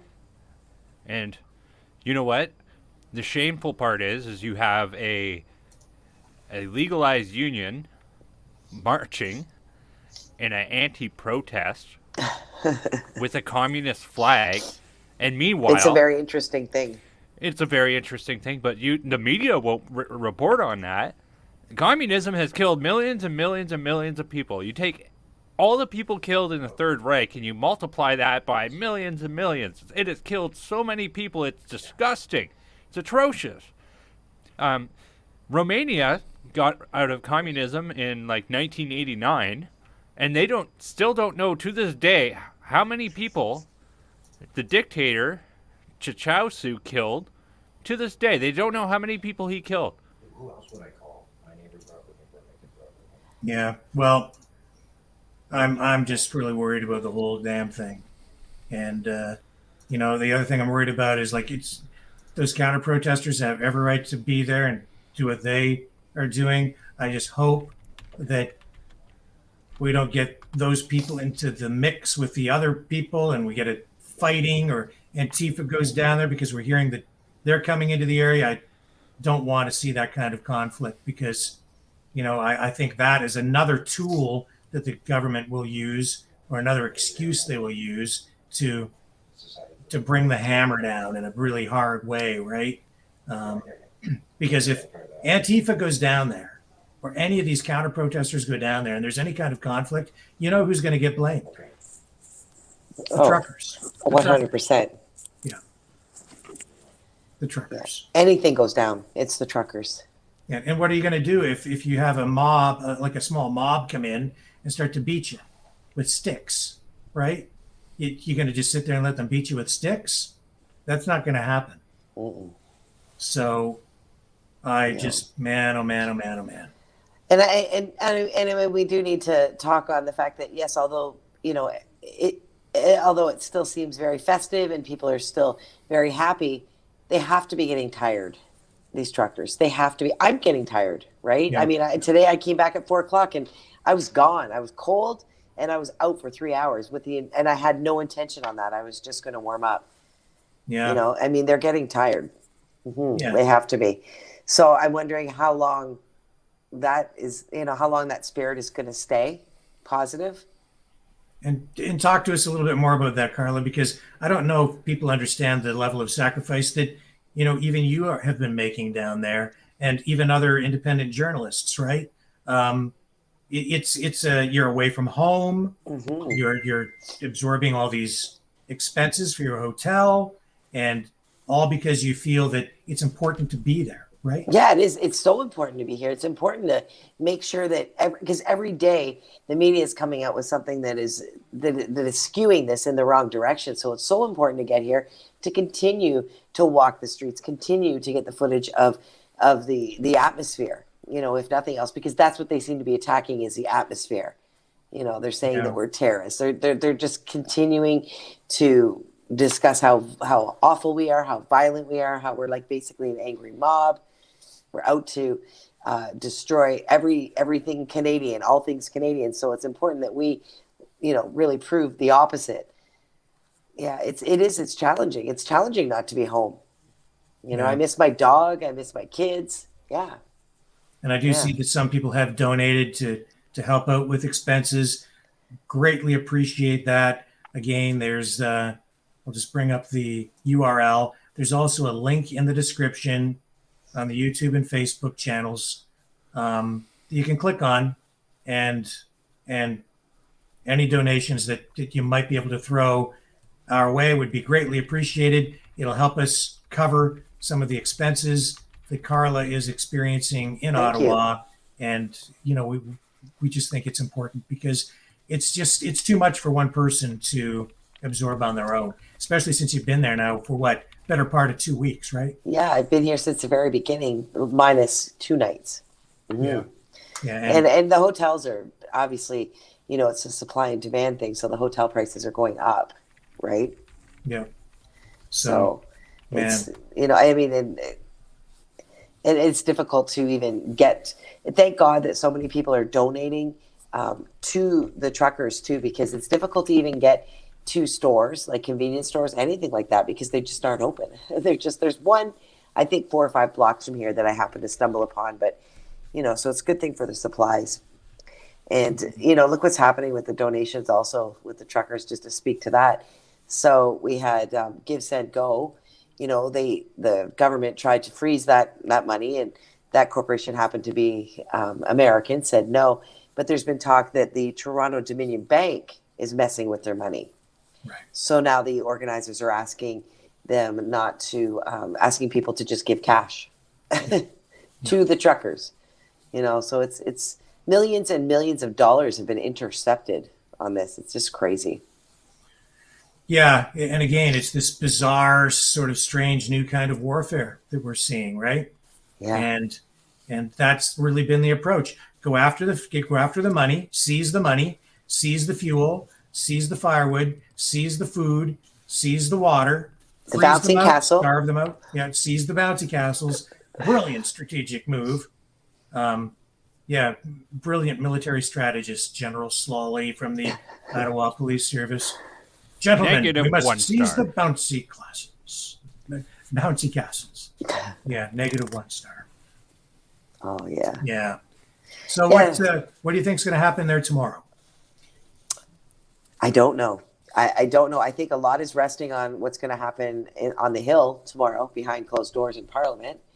I think I think we just have to wait and see. That's the thing about this. It's very difficult to predict what's going to happen, because had we predicted way back on the 27th of January, tried to make a prediction, we all would have been wrong, because we all would have thought this would have been over. So it's very difficult. It's a day by day. I feel like we all wake up every day wondering, okay, is today the day the thousands of police officers are coming? I did notice today we hardly had any cops on the Hill. I don't know why. You know, they're Well, I can tell you why. It's because it isn't really a threat. Oh, to for safety, sure. to public safety at all. It isn't. So they don't need to have a heavy police presence there when it's just when this protest is just being allowed to be a protest, and they just let the people do their thing and express themselves in the way that they have been, through dancing and singing and waving flags and having speeches and feeding each other for free. There's no real public threat, right? In spite of what they're telling you, right? There just isn't. And they're not going to come down there with a heavy police presence and try to break it up when they've got a big crowd. They're going to wait, just like they did in Windsor, until they have a small crowd, the smallest crowd that they possibly can have. So time is on their side, and they're just going to sit and wait for the right opportunity to come in and do whatever they are being ordered to do.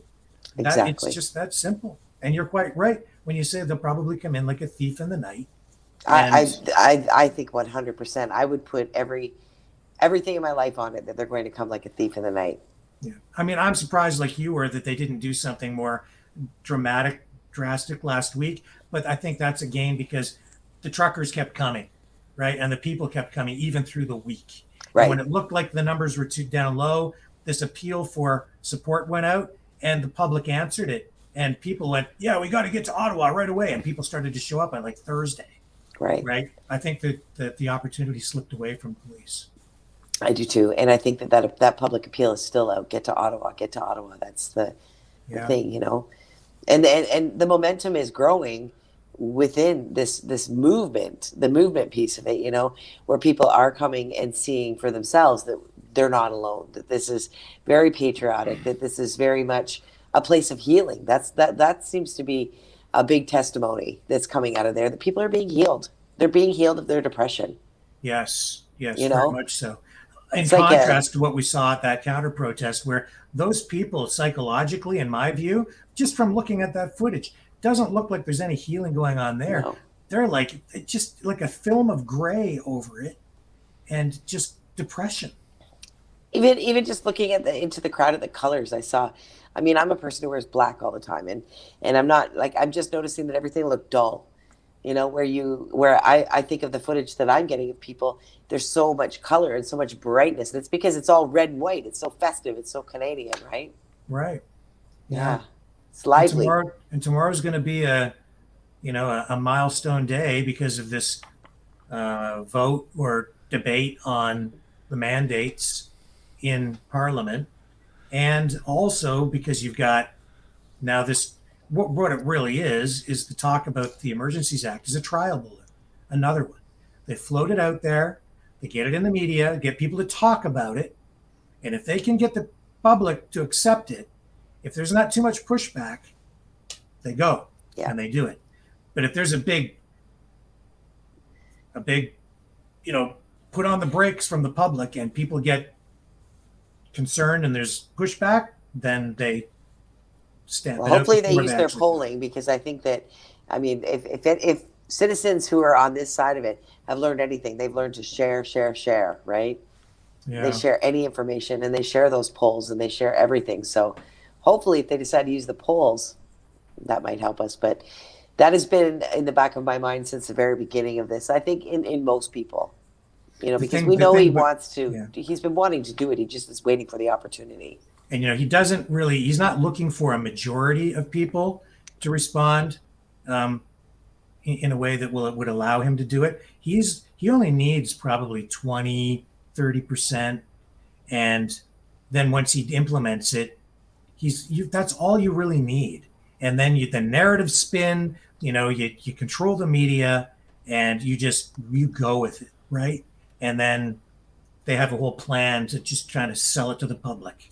Well, and he's an expert at that. Yep, he is. Yeah. So, yeah, I'm petrified. I am. I'm right there with you. Yeah. But I'm not stopping. I'm not like you, Debbie Downers. I will remain optimistic because. Well, we have to, and that's the thing, Carla. And that's the thing. I won't stop, and I'm going to still spread the love. Right, and I'm gonna throw it back to you again, and I'm gonna ask the question again: who's winning? I still think we are. I do.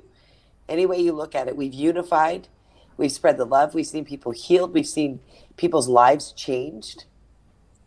I think we've already won within our own area, right? We haven't made their, we haven't won the ultimate prize, but we've won a lot in this. Right. We've won a good portion of the battle, which was to eradicate this depression, this sense of loneliness, the sense of being ashamed to be Canadian. That's no longer a thing with these people.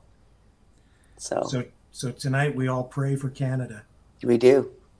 Hard. We pray hard. And we always have to remember to pray for Justin Trudeau to soften his heart, just as the Israelites prayed for Pharaoh. And we pray for those who are also opposed to the quest for freedom, right? Right. Call them communists. Yeah, well, we pray for the communists too. Yeah. Even though they Yeah. don't believe in God, we pray for them anyway. We do. We do. And that, and that's another whole other piece of this. It's a whole other layer of this. There's that whole God layer. Like I bring it up a lot in my videos because I can't walk past anywhere where I'm not hearing someone talk about God, where I'm not seeing a street preacher, where I'm not, every speech that's out there, someone's talking. And you know, we have to remember that ultimately he is in control of this. I mean, you know, whether you believe in God or not, he is. He is. It has to be. It has to be come from somewhere. This has been so remarkable, this movement. That's something else I didn't really fully appreciate, took for granted, dismissed a lot. But this whole pandemic and the removal of our rights and freedoms, it's actually brought me to it. Exactly. And that is a story that I hear over and over and over again. You know? Yeah, I know I'm not alone in that. You're right. No, you aren't. No, you are not. And you know, so that's where I'm saying, like, there's all these different layers where I think that we've already won. And sure, are we scared? Yeah, I'm terrified. But am I going to stand down? Are these truckers going to stand down? Are any of you? And you know what? It's too important. Every story in the history of mankind has already played itself out. We all know how it goes, and if you take the narrative of the hero's journey, the hero always comes to an awakening, then he goes through struggle, then he goes through like all these sorts of things have to happen before he gets to the triumph. So something bad is going to happen here, but it is going to be only reflective of the struggle. Right. And it only makes the victory sweeter. Of course. Right? Because, I mean, as we found out with the last 3 Star Wars movies they made, nobody's interested in a hero who doesn't have any struggles. So now we are into it. We got to have the struggle. It's going to happen. It's not going to be fun. It's not going to feel fun. But we have to remember, around the corner from struggle is the triumph. Right. In short, it's always darkest before the dawn. Right. Amen. Exactly. But And here's my piece on that one. There may be pain in the night, but the joy comes in the morning. There's mine. Yeah, because they are going to come in the night. I believe that. Yes. I think this is a good time to kind of sign off. It is 3 hours and 20 minutes. Please like, subscribe, and share. And please do not forget to donate to help support Carla and our channel. The link is in the description below, so please feel free to do that. My name is Brendan Kennedy. I'm the host of the Flow of Discourse podcast. It's been a pleasure co-hosting with all of you. And I am Carla Olson on the ground in Ottawa. And as always, it's been great to be with you. And doing an awesome job as you. And I'm Rick Walker with Maverick News and Maverick Multimedia. And thank you everyone for watching. We will be back tomorrow night, 6 p.m. Eastern Standard Time. Thank you all to all those who donated today. Thank you from the bottom of our hearts. Thank you so much. And thank you for watching.